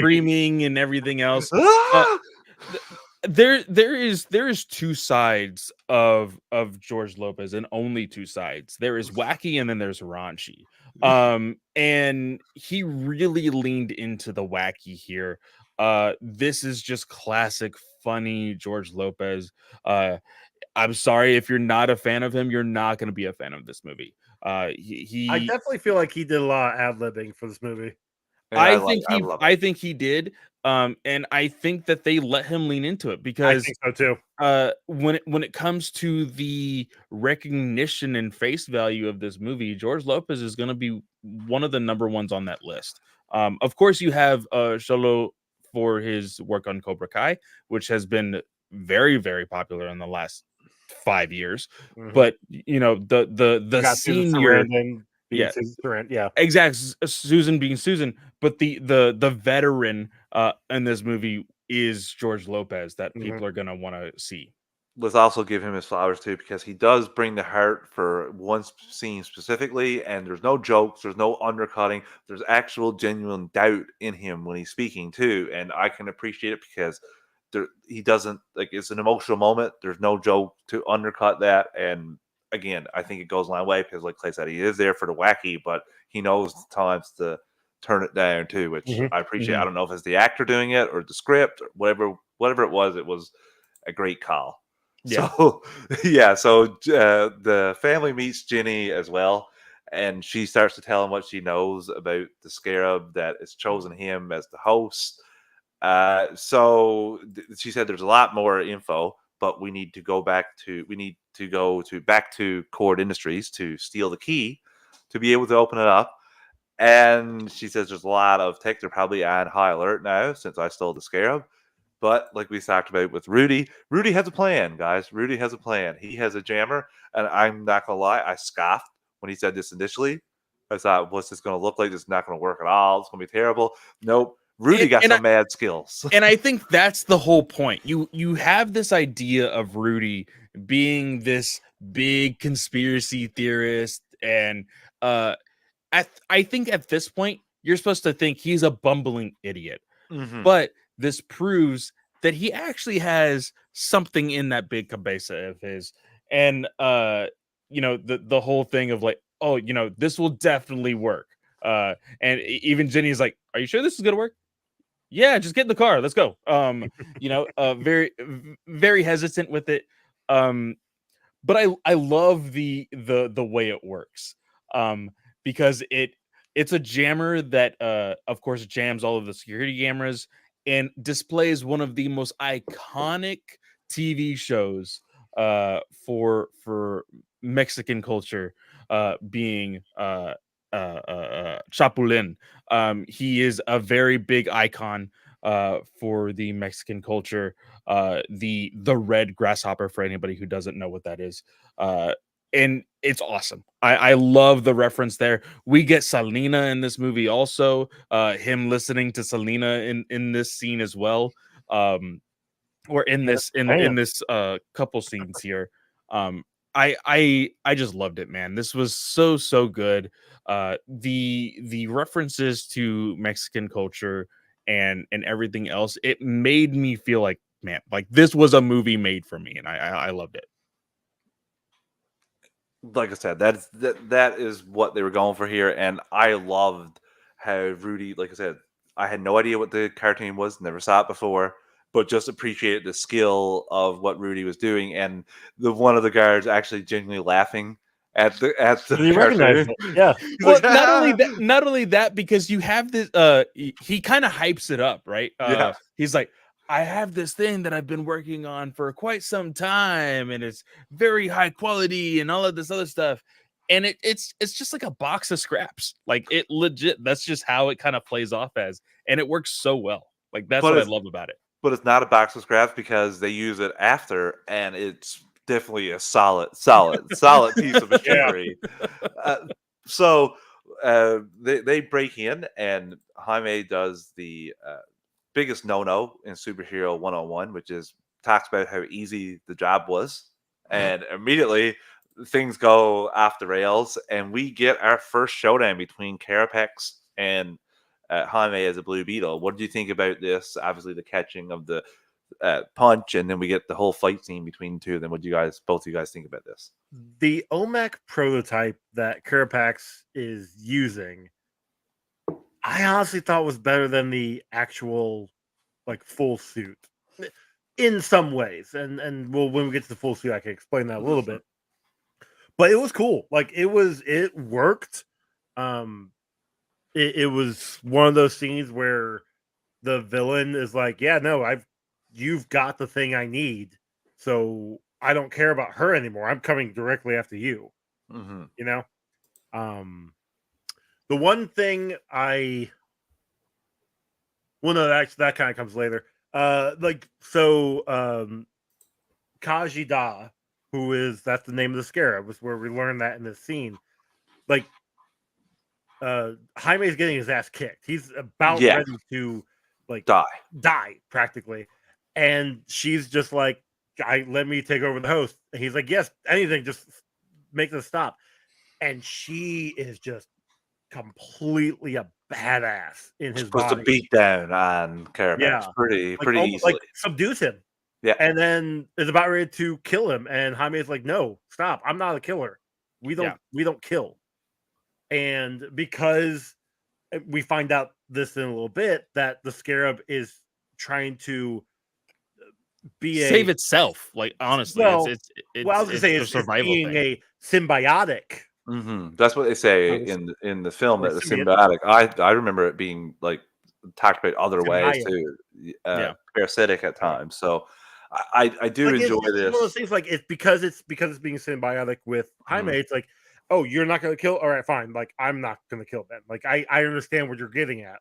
So, but we really need to like subdue him to where he can't do anything. Because he's not just subdued. He gets back up and literally beats the crap out of Well, Jaime it's and one of is those to things. kill him. As soon as like Rudy and Jenny come around the street in the taco, Carapax sees it and he opens up fire. So then, of course, Jaime's going to go and protect them, and he gave Carapax the opening that he needed, and then proceeded to kick his ass And tell him that he should until have killed him too. He sure, says yeah. that, and we get that brought Oh yeah, back. he says like family makes you weak, kind of Yeah, thing. he Yeah. says the love of your family makes you weak, and that line comes into play more and more often when the film progresses. This is like you said when we get the identity of the Scarab, uh, and you know. Did you have the key? Where do we need to go? Oh, my childhood home. And they go to the court estate. Yeah. And this is when we see the Beetle cave, the whatever Beetle you want. Nest, I think it's called in the comics, maybe. Okay, I Yeah. actually don't know what it's called, to be I completely looked it up honest. today at work, getting while I got paid to make these notes. Shout out. And they go into this cave, and Rudy just geeks out, and I absolutely love this. Again, you have this idea, and it's this is where the scene comes from, where he says Batman's a fascist. He said Blue Beetle was something completely different. Like he had style, he was cool. He Was for the people at Edge. Yeah, he was a part of the people, and that's really cool. It was something that Rudy could look up to, and as somebody who is so like anti-government and everything else, for him to be so on board with this vigilante, I think that is really, really cool. There's even a moment where Jaime is like, like, and this is where the joke comes from. He's like, this is kind of like Batman stuff, but just a little bit more silly. Like, what's going on? And this is where we learn that Ted Kord knew about the technology of the Scarab, but he could never get it down as far as like making a one-to-one comparison. So he made his own type of stuff to go along with the aesthetic of the Scarab. And that's why like they're high tech but low tech at the same time. I do have a question here. Was it Dan gave the Scarab to Ted, and it didn't activate for Ted, and then Jaime got it after. I mean, it wasn't that Dan gave it. Dan died, and Ted had it. And that's what's revealed here. But before that is revealed, you have the very emotional scene with Jenny and Jaime, where we learn. I'll say before we get there, I do have a question. When we get down into the cave initially, Jenny is looking at the empty mannequin. Do we think that was Ted Kord's second suit? Do we think that's the most recent one the one that we'll find him in? I think it's something else. I think it's what was always supposed to be his Scarab suit. Ooh, that could be it. Like as well. it's this idea of like he was always obsessed with the Scarab and he never got the chance to do it, and that's why she's kind of like he's lost for nothing because he never got the Scarab. That's kind of the idea of what I got. Again, probably some underlining context somewhere that was cut in this movie, but we'll eventually see if there was or not. My thought is I'll give it at the end because it deals with the mid credit. Yeah, Ooh, cool. Okay. So just remind me. Yeah, so like you guys said, we get an emotional scene between Jaime and Jenny where she's talking about her family, her mother, things in the past, and she starts crying. She's like, I haven't talked about this in so long. She talks about how good of a listener Jaime is. And this is one of the funniest things in the movie for me. I laughed the hardest. Rudy walks in and Because I have big ears. Yeah. yeah, Well, and yeah, perfect. these two had a heart to heart, and it looks like they're about ready to be like just kind of embrace. I like to Yeah. use the word embrace. Embrace. That's what you call it these days. I would Is say that is? intimate, but they weren't gonna go that far. I don't think. I think they were going to kiss. That's Yes. That's Yeah. embracing. that's not. See, I always think of an embrace as like a hug. Like Eh, that's not, and kissing is not embracing. I don't know. It just Anyway. sounds I'm weird. with Clay on this one. I didn't think it was. I thought it was just going to be a kiss, but Either way. Rudy bursts in. He's like, whoa! He's like, her mom died. Yeah. Yeah, Like, I It's roar. it's so awkward, but so funny at the same time. all the jokes in this movie worked. Like She they Yes. weren't basically gives- forced. They weren't like they did not say they're welcome. They hit at a perfect time, and then they moved on. Mhm. You know. Well, and she basically jumped on the joke as well by basically tapping him on the shoulder, like "good job" as she's Yeah, going out. yeah. Like, how could you say that? And Well, I loved every second of it. One thing that I think is very important about this conversation, this emotional conversation that they are having, is she's talking about how, like, because he says, like, again, outside looking in, it's like, oh man, this is an amazing place. You must have had like an awesome time being here. And she's like, no, it was actually really lonely. Like, you have this family that's all Mhm. together and living life and everything, where I didn't have that. Like, my mom died when I was 6 years old, and my dad was obsessed with the scarab. I never got to see him. And And you that only plays got a bit. obsessed with it after she died. After she died, yeah, Yeah. Yeah. she says And that and she's not seeing him. but that plays such a big part in the idea of what happens at the very end of this movie when small spoilers, she is welcomed into a different family. Mhm. Yeah, I love And that, and I especially by think who? that By it who? Especially. yeah, it's a very important scene. But going into what Rudy had found about the scarab, he said, hey, there's good news and there's bad news. Good news is I know how to get it off. The bad news is you have to die. Yep. Yeah. And he's like, what are you talking about? He's like, look, this thing is becoming a part of you. It is melding with your spine and going into your brain Yeah, it's and already like connecting to wrapped you around your brain and everything. in a And capacity yeah. that you have to die in order for it to come off, because it's going to find another host because it wants to live. Mhm. It is a survival instinct for this scarab to just latch off of somebody who is dying. And I love Jaime's reaction to this. He completely storms out. He's going to yell at Rudy for a second, but he catches himself and leaves. And Rudy tells Jenny just to stick there, and he goes to find Jaime. And we get like I said, one of George Lopez's best scenes in the film. Some heart to heart. You get him questioning himself. I'm just a goofy, like slacker brother. I love this scene. So much heart in there. Just it was great, and Jaime gets the motivation he needs from this talk. Blue Beetle 2. Can you see Angel Manuel Soto directing something in the DCU? If so, what? I'm not sure what, but I definitely, after seeing him tackle this, I definitely could see him doing another film in DCU. He has some chops, man, as a director, in my opinion. Yeah, he knows what he's doing. This was Yeah. this was a great film. We'll talk about it. We'll give our rankings at the end. Yeah. And this emotional scene with George Lopez and Sholo, I loved it also because there's a moment there where we hear something for the Mexican audience. It's like, hey, we have a hero of our own now. Like, it's so on the nose but so welcoming in this scene. I absolutely loved it. And like, I didn't quite love the turn on the conversation of like, yeah, and I'm just kind of the fuck up. Is kind of like he kind of turns the conversation about him, which I didn't really need. But just because it's family and they support each other, Jaime was like, no, like you're Theo, you're great. You can do all these great things.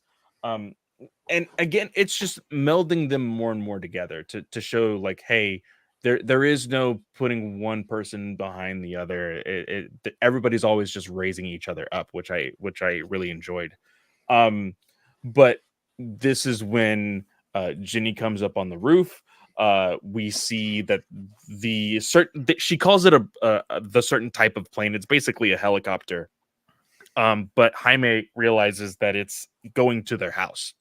Yeah. And of course, we see a very traumatic scene where, and one of the big things that Rudy had mentioned to the family when we didn't even go over this, when Jaime comes back from the craziness of using the suit for the very first time, uh, Rudy is like, do you guys not understand? Like, the government's going to be coming after us. And if the government comes after us, they're going to understand that Nana doesn't have her papers and neither do you, talking to Jaime's father.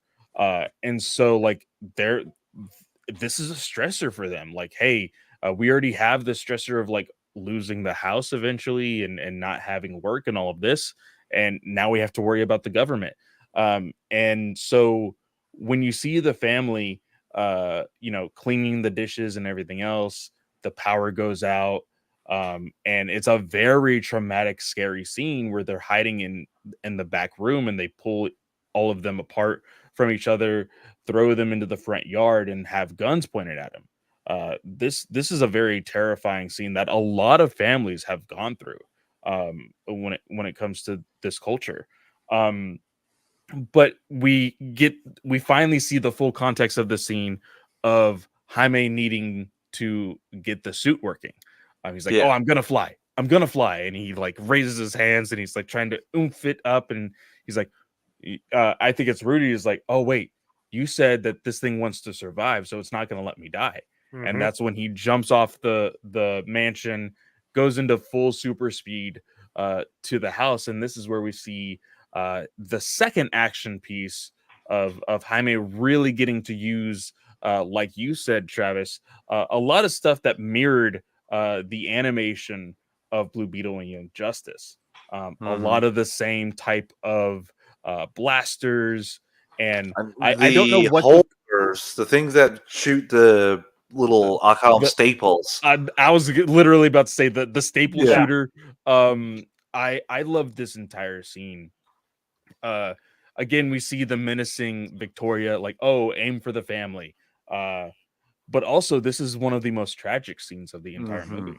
Oh my God, is it ever when the father has the heart attack in front of in front of Jaime while he gets shot with the claw and he cannot move, and Ollie is screaming out for his father. Oh, how heartbreaking! And they drag him, and then you have the family, the daughter coming up on it, and the family, and Jaime can see in his suit the heart, the heartbeat ending. It's like, oh my God, like so much torture, and all he's asking the guy like, why are you doing this to us? It's very heartbreaking. It's the most Guys, emotional scene in this film for me. I teared up last night when I saw it. Same. Knowing it's coming, watching it today, teared up again. Yeah, it's a great scene. You feel for Jaime so much here. Obviously, the rest of the family too, but his screams and him not being able to do anything. Well, it's also it's Malegra like calling for her mom. Yeah, like she's in a spot where her dad is dying right in front of her, and she wants comfort. She wants help, and she immediately goes to this like very childlike mommy type of which we didn't get at all the whole first act of the film with her. Well, because you see they're kind of at odds in the very beginning. Like I said, they don't agree with her not going to college and everything else. But you see here, one of what's more emotional than anything is the very classic idea when it comes to superheroes and them losing parents or becoming orphans and everything else. There's this idea of Superman the movie brought it up the best, is I had all of these powers and there's nothing I could do to save him. And this is literally happening to Jaime right in front of his eyes.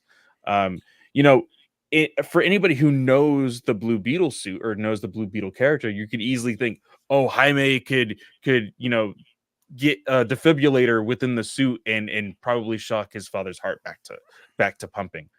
but he couldn't. No, You know, he could have, he, like you said, he had the potential, but he had the he's potential, but he immobilized. literally could not get to his father on time. He gets taken away, and then you have the even more emotional scene having to sit and watch this family lose the rock and the heart of their family. When they brought him all here Yeah. to America, and yeah, it's terrible. It's such a gut punch, and like I said, I want to give props to Zolo too, because there are times where he's trying to get up in this. I don't know if he's actually strapped down to something or not. I don't know how VFX heavy this part was, but his efforts, even though he can't, I felt every time he tried to get up. Like every time he tried to move, I could feel it. Like it hurt just seeing like he can't do it for his father. It was like Joe said, that got me as well. It was rather emotional, and you get even more emotional on that with the family having to deal with it. Before we get into the third act, guys, let's take our final ad break of the evening. Listeners, we're an ad-supported network. We don't pick the ads or the volume. I'm going to give you a quick 3 count to adjust your volume, and we'll be right back in 3, 2, 1. And we're back. So Jaime's taken by Victoria Cord to her island off of the coast of Cuba, I think. Puerto Rico. Puerto Rico? I thought it was Cuba. Might be out there. But yeah, so they're dragged away, and Jenny takes the family back to the Beetle nest. So what do you guys think about the family getting introduced to Beetle nest and us seeing the Beetle bug for the first time? The bug was cool. I like the Beetle bug, and in case anybody doesn't know, um, uh, uh, uh Jaime's sister spray paints the front of the Beetle bug. Translation is soul. If anybody didn't know that, Okay. that's that was on the front of Rudy's truck too, right? Yeah. That's what I thought. So if anybody wanted to know what she wrote and why did she tag the Beetle bug, it said soul. Made their own. But I really enjoyed this. It again showed the idea of Ted Cord being an inventor, and really highlighting that. We also see there's a much darker side to Nana. Yeah. In this scene, she was a part of the revolution, man, and this was the highlight of the fucking movie. Just because she it's almost like, why didn't I see this coming? But it's so good, man. Her comedic timing with the things that she did at this third act of the film. There's even a moment where she like lets her hair down to look like a revolutionaria. So I really love that. I love the inclusion of that.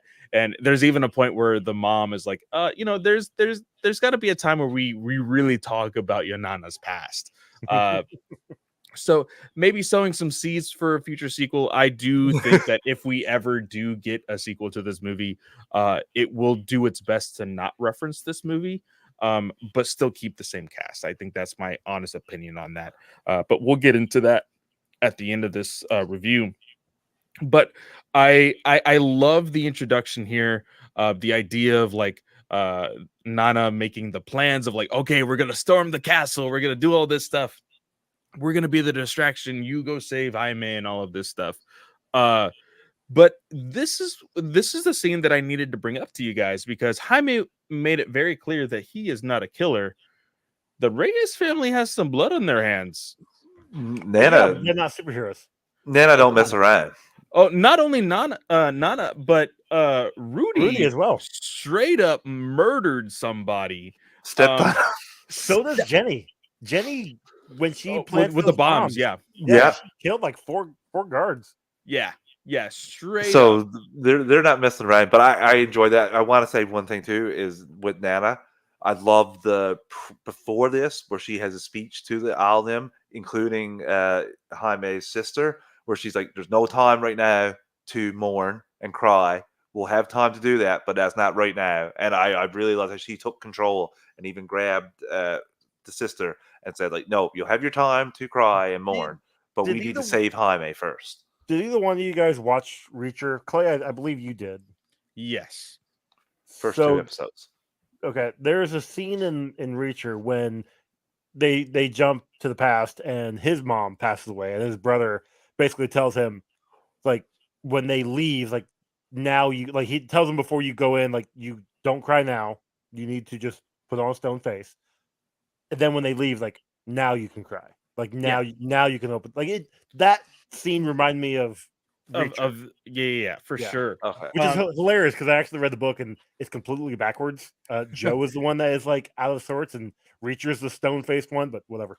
I really like this because, again, like I had said before this moment, we kind of see Nana as like a background comedic relief. Mm-hmm. There's even like a moment when Jaime is like, with all of, like, when he first uses his powers, she has her headphones on her sewing machine and she's just like, what was that? Oh well, and she continues doing the sewing. And even like when she sees the hole in the roof, she's like, is still listening to the music, and she is the comedic relief, kind of like this, like, ignorance is bliss type of character. And so you think nothing of her. But I feel like this is very and people are going to hate this comparison, but this is honestly the only comparison that I can give it, is like, this is almost Disney comedy, where it's like you wouldn't expect it, but all of a sudden the grandma's the one that's strapping and like, hey, let's go storm the castle type thing. And I just really loved it. I really enjoyed it. They made it. They didn't make it to a point where it's like, oh, of course she's like the strongest willed and everything else. It's the fact that they put background to it. She's a part of the revolution of Puerto Rico. Like, Yeah. And that within itself is like, oh, okay, yeah, that's cool. and you go back then, and those moments aren't necessarily comedic anymore. The ones where she's just doing her sewing when there's a hole in the roof and stuff like that, because she's seen some shit. Yeah, That she's stuff won't hardcore. She bother her. doesn't. That stuff won't bother her. Like that's All right, not going to bother her. Jaime that going just through the reminded roof. me of earlier Rudy's comment earlier of like, oh man, I've seen worse. Looking Yeah. at Jaime, the bug in Jaime's back, and Malegra was like, where? It's like, you don't want to know. Don't worry Yeah, about it. so that's why, like, I'm right there with Clay. I really enjoy that stuff, and it goes well with Nana. I think they might have like lingered on the Gatling gun a little too long in one of the shots for me, but besides, like, that doesn't ruin the Nana at all. That's just like a editing choice, in my opinion, more than anything. I love the Nana here, and like I said, she's the one that comes up with the plan. She sees the area there that they can infiltrate just by looking at the map. She's like, right there. This is where we'll find her spot. I had And they go into action. questioned Rudy being able to fly the ship so easily, but upon the second viewing, I realized everything is labeled. Literally every single button, every single switch, it's got a label on it to tell you what it does. And someone who good. didn't notice that, I didn't question it at all because of how quickly Rudy was able to not only his machine that he made, but use Dan's Ted Cord's computers and not have, like, he accessed them and got Sure, them but a going. computer and a high-tech piece of machinery are two very different things. I know. I'm just, But it's for just one of me. those things where it's like, it also makes sense that Rudy is the one to be able to start it, drive it, operate it, because he is a genius. But upon the second viewing, yeah, literally every single button has a Didn't notice that at label on it. all. That's awesome. I after the very cringeworthy, in my mind, AC/DC needle drop in Black Adam, I've always my been very God. hesitant on needle drops in movies nowadays. Kickstart My Heart, Motley Crue, in this movie, it felt good. It was great too, because when the bug was walking, it was like It was perfectly synced with the music. The guitar riffs really felt like it was like the mechanical legs. It worked really, really well.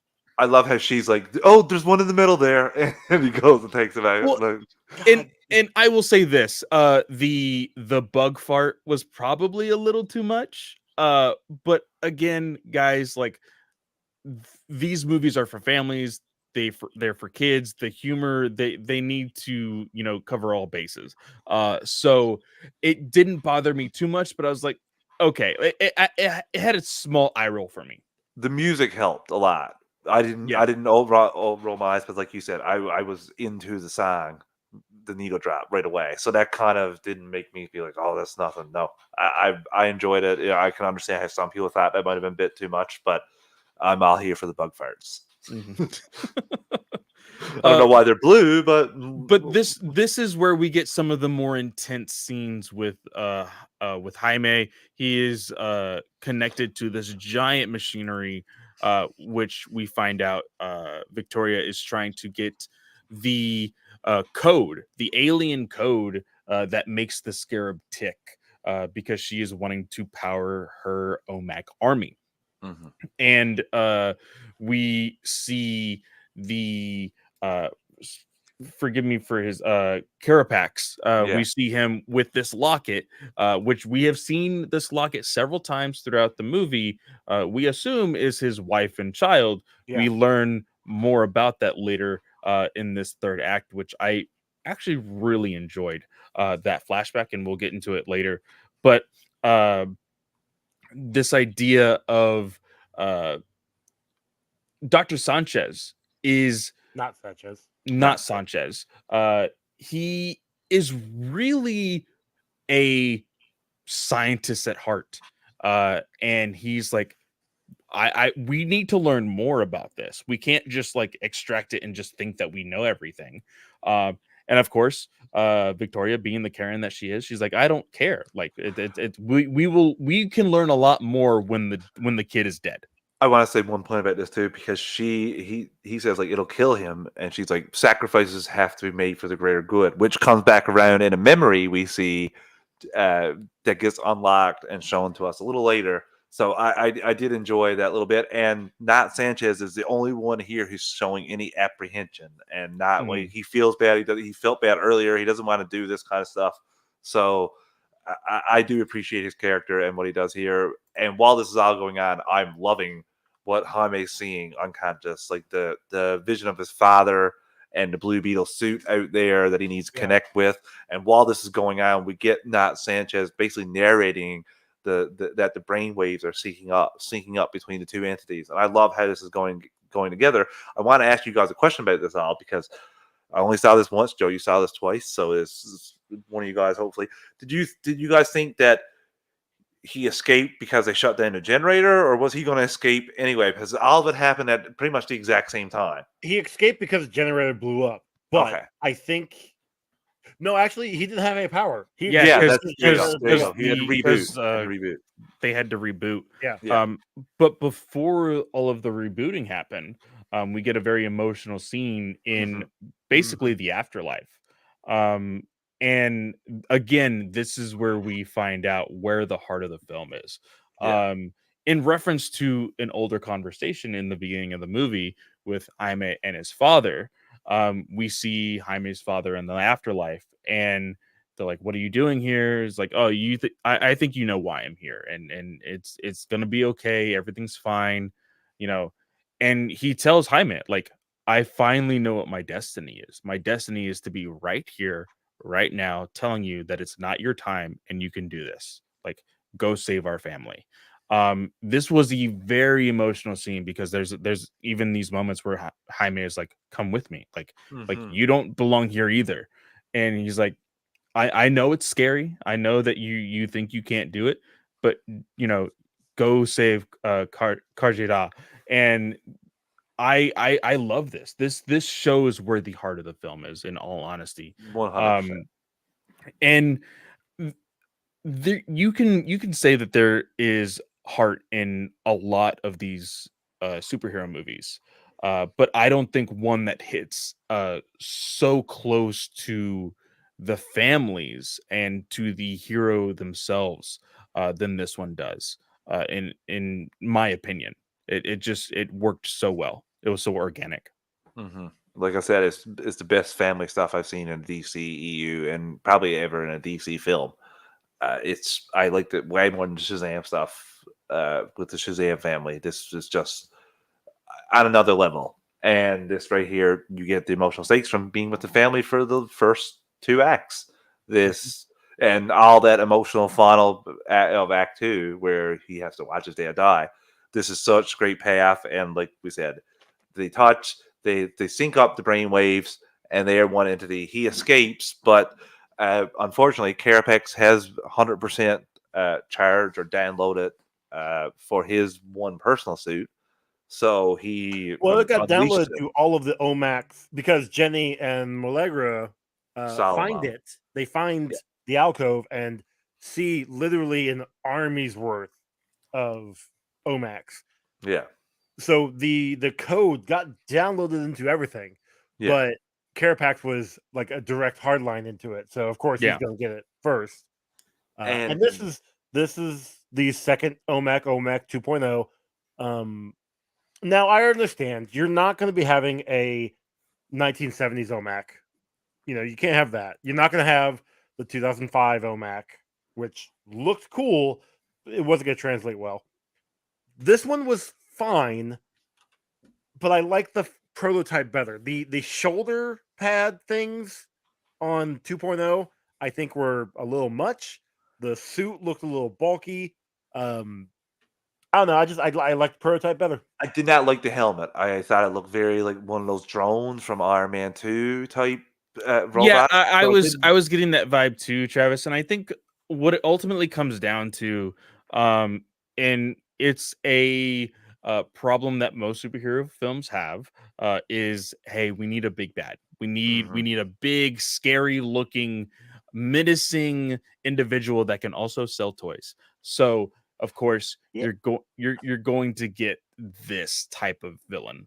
Um, I think that like the OMAC that you're thinking of, kind of the timeline of Infinite Crisis around I mean, 2007, it would have been cool. It would have was made cool. no It would not have sense. worked. It would not have worked in this movie. Yeah, But not at all. again, what we got was good. Yes. I think they could have. It's supposed to be an upgrade from the prototype, and I get that it is an upgrade from the prototype. I like the prototype better. And I understand like the mask, the helmet protects his face, but his face, he was so much more menacing when his face was exposed the first time when he was just about to kill Jaime. Like I didn't need the giant weird masking, but again, like Clay said, I understand like it's for to sell toys. That's something Well, that, not only and it that, actually makes sense in story of protect his face from blast from Blue correct. Beetle. So And yeah, the big thing is the OMAC is supposed to be like a not giant RoboCop. faceless, but it's sort of. It's Yeah, one of those things where they get taken over by the mechanics and they are indestructible. If you yeah, have like, I understand that most superheroes you have. Well, for example, we just watched Steel not too long ago for the Patreon, and what was exposed? His lower face. You know, there's a big old thing here that could literally kill you as long as people aim toward that. This is a full body, head to toe. Nothing is exposed. He's Look, this OMAC, this one man army corps can just destroy everything. It works. one point that there's only one person in the community that's 7 feet tall. I mean, you don't have to hide the bottom half of your face for your identity. That was very frustrating, and I will definitely echo those sentiments when we talk about it on Patreon. But just had to get it out there because I watched it recently. Oh yeah, I forgot we hadn't talked about it yet. Sorry, I But talked yeah, about it on the show. but yeah, Steel. But We've come a long way in 25 years. I think when it comes to this, like I said, it is something that is a problem with most superhero films. Mhm. I think with time we will eventually be able to move away from that. You know, one of the big things that James Gunn is a big proponent of, and what his pitch was for this whole DCU, is that the story comes first. Mhm. He is a big proponent for story. Um, and I think with James Gunn, one of the biggest discussions me and Travis had when discussing what the future of the DCU will hold is the fact that we will legitimately get multiple genres within the DCU. And most of those genres don't call for a big CGI fight. Yeah. And I think eventually we will get there where we won't have these silly looking villains. And like, again, and I know for us, you don't have to sell Blue Beetle to me. You don't have to sell No. Blue Beetle to Joe. You don't have to sell Blue Beetle to Travis. But they have to sell Blue Beetle to people who aren't normally going to see Blue Beetle. Mhm. And, famously, we all joke around with this idea of like, what do people want to do when they watch something with superhero films? They want to turn off their brain and just have a good time. And a lot of people love the idea of bad guys and good guys fighting, pummeling each other, and there needs to be a really good bad guy. And this is what they came up with. Um, uh, you know, I I won't fault them for that. I think it made for a really fun uh third act fight when it Yeah. comes to Jaime getting that full reboot. Again, we getting that scene from the trailer with the sword, like, oh, I can create anything you can think of. Um, I like that. It was a lot of fun. Again, we get an even more emotional Jaime when we think that Rudy has then died.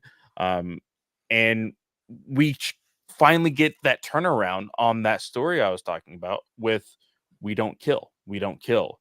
And it gets to a point you can only break somebody so many times. Hmm. Jaime has been kidnapped, he lost his father, and now he thinks he lost his uncle.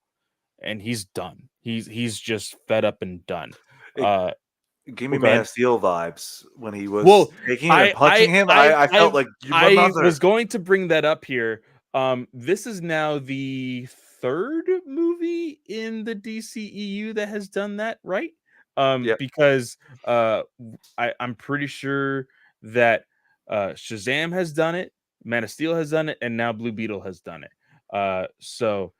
For anybody who doesn't think that that scene has any cultural iconic scenes, it definitely does. Uh, but yeah, uh, there was that moment where he completely tackles him, pummels him a whole bunch, and is about to literally stab him. And it's the Scarab who says, "Hey, we do not kill." And this is where we get the full, because the Scarab says when the download was commencing, I got a look into his memories. Take a look and see, and we see from like a third person perspective of this individual's life story from when he was a baby, when he was a child, and that It locket. goes backwards, but yes, it's very It memento. sounds a lot different than when Victoria told it to her friend when she introduced him. Oh yeah, Yeah, a lot 100%. different, a lot different. And you're right, Joe. It does go backwards. It goes from where he is as an adult, and it goes backwards to where he is a child. And we learn that it was Cord Industries that is to blame for the death of his mother. Mhm. Because when his house explodes, Cord you industry bomb. see the bomb, and it's very scorched, but if you pay attention, it says Cord Industries. Very Mhm. Pietro and Wanda of them. Yeah, Mhm. yeah. Uh, Stark, but just about to say Stark Industries. yeah, and then uh you see Susan Sarandon, Victoria, say, "Oh, he'll do. Let's just take him." As a kid, yeah. As a kid. And so you come to learn this man was brought up as a child soldier from Victoria. And again, this is something that is stereotypically seen in these third world countries of like, okay, dictators do this. Yeah, This was a woman that owned a weapons corporation that has done this. yeah. Uh, and I love the mirroring of the scenes with Jaime's father and the mother here, because Jaime's father was like, "Hey, it's not your time. Go save our family." All of this, and Carapax's mother at the very end of the movie was like, "Hey, it's time. Come home." And this is when Travis, you said that line that Victoria had said, "Oh, great sacrifices have to be made for the greater good." He grabs Susan Sarandon's hair or shirt, whatever, and drags her into the fire, exploding, self-destructing his own suit. Now, And I And destroying all the Omax in the process as well, the well. yeah, Omex art got destroyed when the castle went up. The I building. No, thought no, that no. only This was destroyed the generators. yeah. They only destroyed the generator. This explosion is what killed all the other OMAX. Was Yeah. it? Yeah. Okay. You've seen it twice, Um, but I think so. Look, yeah, I was whatever. Well, here the question I want to ask is, when did his memory get unlocked? I think. Oh yeah, because he fights them. Yeah, that. See, my thought there was the Scarab unlocked the memories, but then they showed him after I he was think defeated. the vision of his past is something that he and Jaime were seeing at the exact same time. Yeah, I would say agreed. it better be that, because if it was That's the only when way it it was works. hooked up, why is he fighting? The minute that's- he finds out and realizes that Victoria is the one behind everything, the one that's been screwing his life over left Yeah, and no, right when he was a I kid, didn't get that vibe at all. I think No. it was the fact, oh, here I got to see his memories and now I'm gonna show it. And to that's everybody. when he gets the full vision as well. And that all I'm works because he connecting helps him them up. via whatever, like via connection cord, whatever. Yeah. Bluetooth. I'm sure Jaime's suit's got Bluetooth. Via He Bluetooth. has to. Yeah. Definitely paired two suits together. Yeah, for sure. I really enjoyed this. I enjoyed the final action scene here, the final fight, and ultimately him letting him up. And like we talked about, Clay already mentioned it. The thing going full circle. I was not expecting the suit to stop, especially when the mother says to the suit, like, "Go kick some ass." Like, you can hear me. Go kick some ass. So. I love this whole action scene. Kick The some ass and final, killing are two very different things. yeah. But tell that to the Reyes family. They don't mess around. Grandma and their Well, Gatling gun. but it's like what Clay said earlier. The superhero, if you see a superhero killing, Well, that's bad. If you Yeah. see another person killing another person, that's just Well, 10 o'clock so news. family I versus want militants too. to bring up one point though that I think should be considered. These weapons are Ted Cord weapons, so I don't think they will kill. So the moment where Touche. I Especially think Yes. the bubble gum. the moment Especially where with the bubble- Nana is shooting the giant Gatling gun, I think those are only incapacitating the individuals. Sure. Rudy stabbing somebody with Right the there. beetle bug, Well, they did. that is death. That is 100% death. There is no avoiding that. He is stuck to the leg when he lifts the leg up. Like He there's- shakes them. He shakes them off. there's no going back from that. I'm sorry. Jenny setting bombs on the generator as the guy is right there in front of it. He's That's dead. instant death. The four Yes. people that went into that room are dead. Like, I'm so glad you mentioned that because it shot off a light bulb of I can't believe I would have kicked myself if we didn't talk about this for a second. Shout out to the power glove. Shout out to the power yeah. glove Yes, because that is I like the power glove move here. I don't think a lot of these kids will understand that reference, but nope. I love the inclusion of it. We have, of course, a shield and a fist. I loved how they were able to implement that there. Really fun.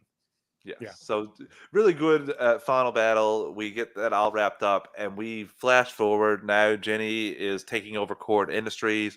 The Reyes families return home after the funeral. They don't know what to do, but the whole community rallies around them that they're going to help, but they don't need to because Jenny's already said Cord Industries is going to handle that. We're going to build you a new house. Like, we got you there. I And almost expected her to be like, "Hey, come move in to my giant mansion." that's To- what I to- thought she was going to say as I well. thought that as well. I did love. She was like, "Hey, Rudy, I feel really bad about what happened to your truck. So here you go. I bought you a he- new tailgate. I bought you a new tailgate, and it's a blue Toyota." He's like, "Oh, it's blue, a little on the nose, huh?" And And Javi's then like, say thank you. I love the small. It's very quick, so you would have to pay attention. But he tells everybody, "Hey, come with me, make me like Yeah. it, or help Yeah. help me like it." Help me like it. So good. It's so good. And we get a little nice ending scene with Jaime and Jenny where he gives her a kiss and flies her out of there. Classic superhero stuff. Hey, look what's going on. Again. Oh my god.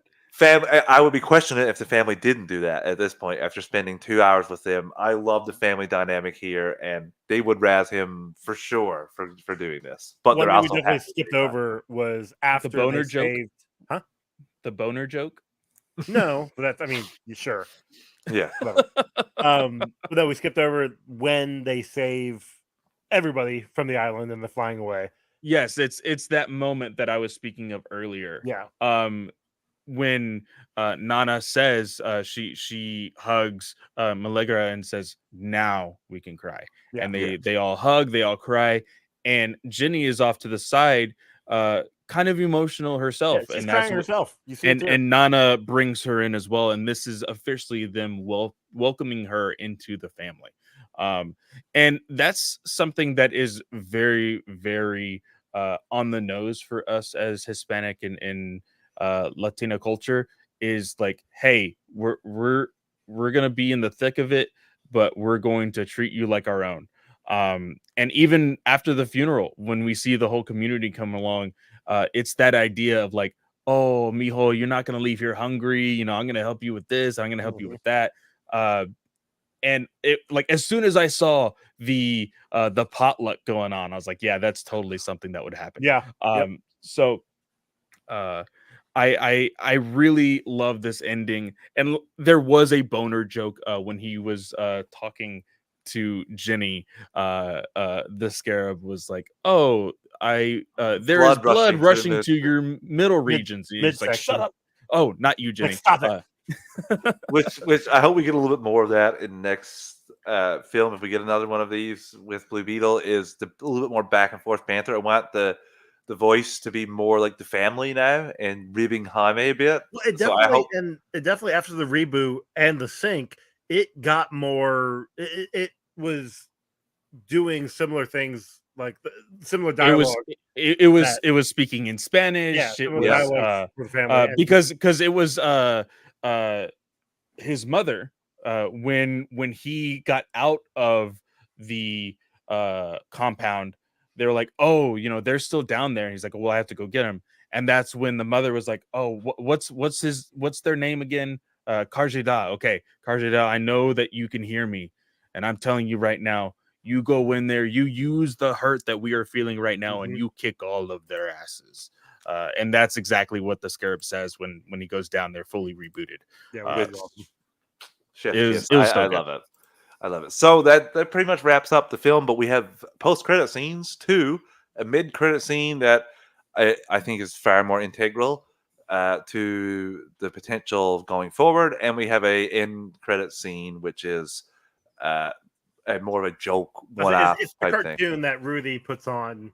Yeah. Yeah, The, which whichever It's yeah, one. that it's supposed to, and I think we can cover this one first, just Yeah, because it's mhm, very very small. This is just supposed to be a nod to the Mexican culture in mhm, what was one of the first Hispanic superheroes yeah, uh, on television, which again was El Chapulín, which is the red grasshopper. This is a very iconic individual. They have made fun of him in The Simpsons. You see, I can't remember his name in The Simpsons. The bee, the guy yeah, in the bee suit. oh, okay, yep, yep. That it's they're playing off of El Chapulín. So it's super iconic to everybody within the Latin community in Mexican culture. I'm glad that they have it here. If you look at, I believe, DC, uh, Brazil, or I can't remember which Twitter account for DC, but they have the same animation from the movie, this cartoon, this claymation, and they have Blue Beetle along with them in the same kind of hoodie and everything else, but it's blue and whatnot. I saw that the other day, so it's really really cool. I love that they were able to put that in here because, again, like I said, that was like my grandfather's first Mexican superhero. You know, we have Zorro as well, but this one came first, and as far as like much more hinting at like the hardcore, uh, quote unquote, stereotypes of the Latin community. So I really do love that they integrated him into this film. It's so nice that they were able to put that in there. I didn't understand and know at all, but like I said, if it had any cultural significance, I'm glad because sometimes they might try to put something in that connects to DCU or whatever. I'm glad he was able to put in that scene, and we get a mid-credit scene that I think potentially could give us some stuff for DCU. I thought we get a voice that is Ted Kord saying that he's trapped, and to get this to Jenny, who this kicked in because someone got his computer activated. I heard Jason Sudeikis when I was listening to this, the guy who plays Ted Lasso. That's the voice that I heard. I don't know if that could be right. That could be wrong. I think saw you're leaning rumors a of little him. into the rumors that were. I thought the same thing, but then maybe that's what was getting my head going, because it could be. But Who'd you think it was, Clay? Yeah, so I said that me and my co-host had joked around about this. As soon as the voice stopped, he leaned over. He was like, "Was that Tom Cruise?" Jesus Christ, I hope not. oh my god, And the thing is, like we said, there's a moment with the art piece that Jenny's mother had created that had somebody who looked like it was a bearded individual.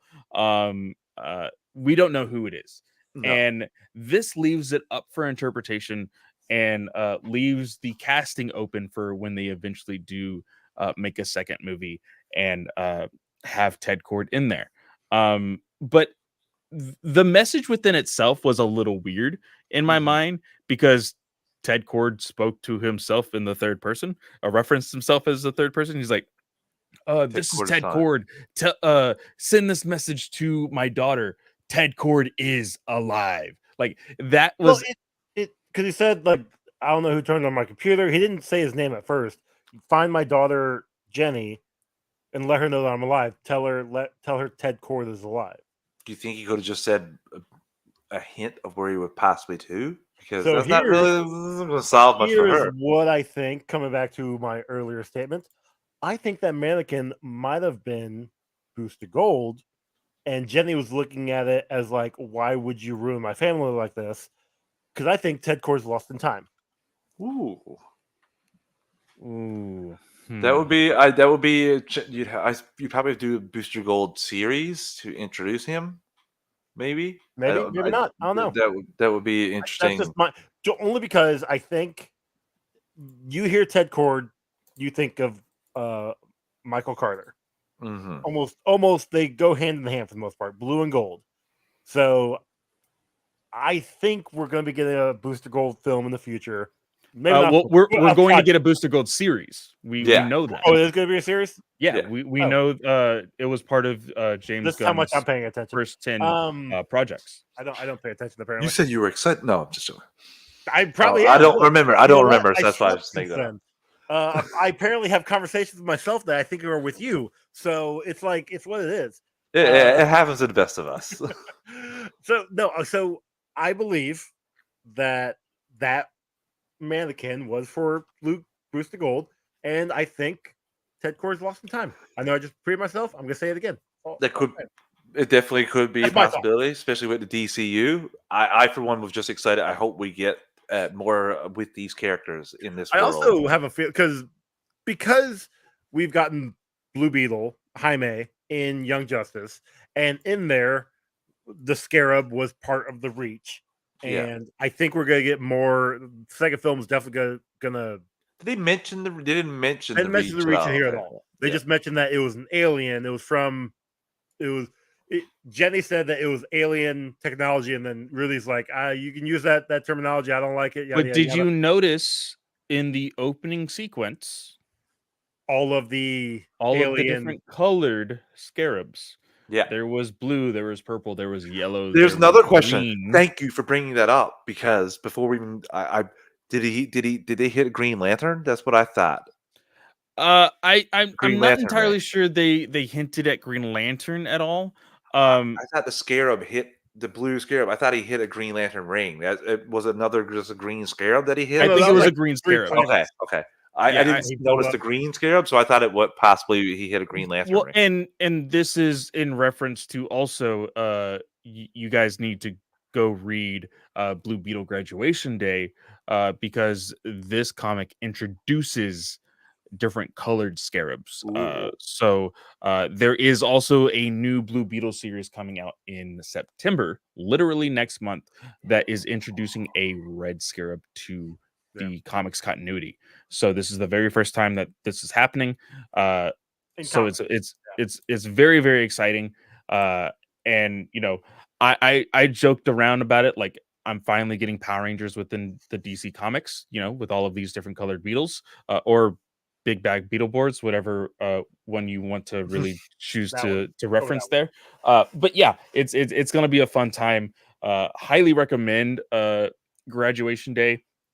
If you're not really big on Jaime as Blue Beetle, Ted Kord is in that series as well. There is a couple issues with the Justice League, Superman, Batman, Shazam. We have Jessica Cruz as Green Lantern in that series as well. So go check that out. Also, there's a couple fine animated shows and movies that feature Blue Beetle as well. Justice League versus Teen Titans, for one. I there's a lot there. I'm so glad. I love this film, guys. We have to talk about our rankings, where we sit this in the. I'm having this in the DCEU because we have no DCU films going forward yet. So number one in DCU. Yes. that's by default. I want to also reiterate what James Gunn stated. The film Blue Beetle is not in the DCU. The character and the actor of Xolo Maridueña and Blue Beetle himself, Jaime Reyes, is going to be in the DCU. Yeah. So hope the family is as well. Fingers crossed. Let's hope the family is. I think they will be. They were a strong part. So I'm going to jump off the top for this one and say my rankings, because they've changed a little bit since The Flash, because I've rewatched The Flash another time. And spoiler alert, it suffered a little bit on the rewatch. So Blue Beetle slots in for me at number 5 in the DCEU, right behind Wonder Woman 1984 and right above the Suicide Squad. So yeah, I really enjoyed this film. I thought this was fantastic. The Flash dropped to number 8 for me after a second watch. I went behind Birds of Prey. So I really love this film. I would give this film like an 8 out of 10 if I was going to give it an out of 10 rating as well. The GUA's rankings of the DCEU are so sporadic. We have entirely different tastes in films. My top 3 have not changed in quite some time. I don't think my top 3 will ever change. But when looking at my rankings now, I didn't even put The Flash on here yet.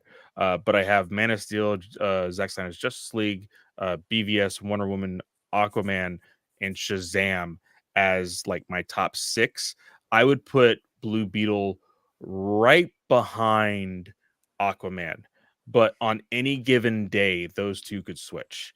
I think that just with the fact that these two movies in particular have like the most comic accurate suits between the two of them. They are both headlining as people of color for the heroes.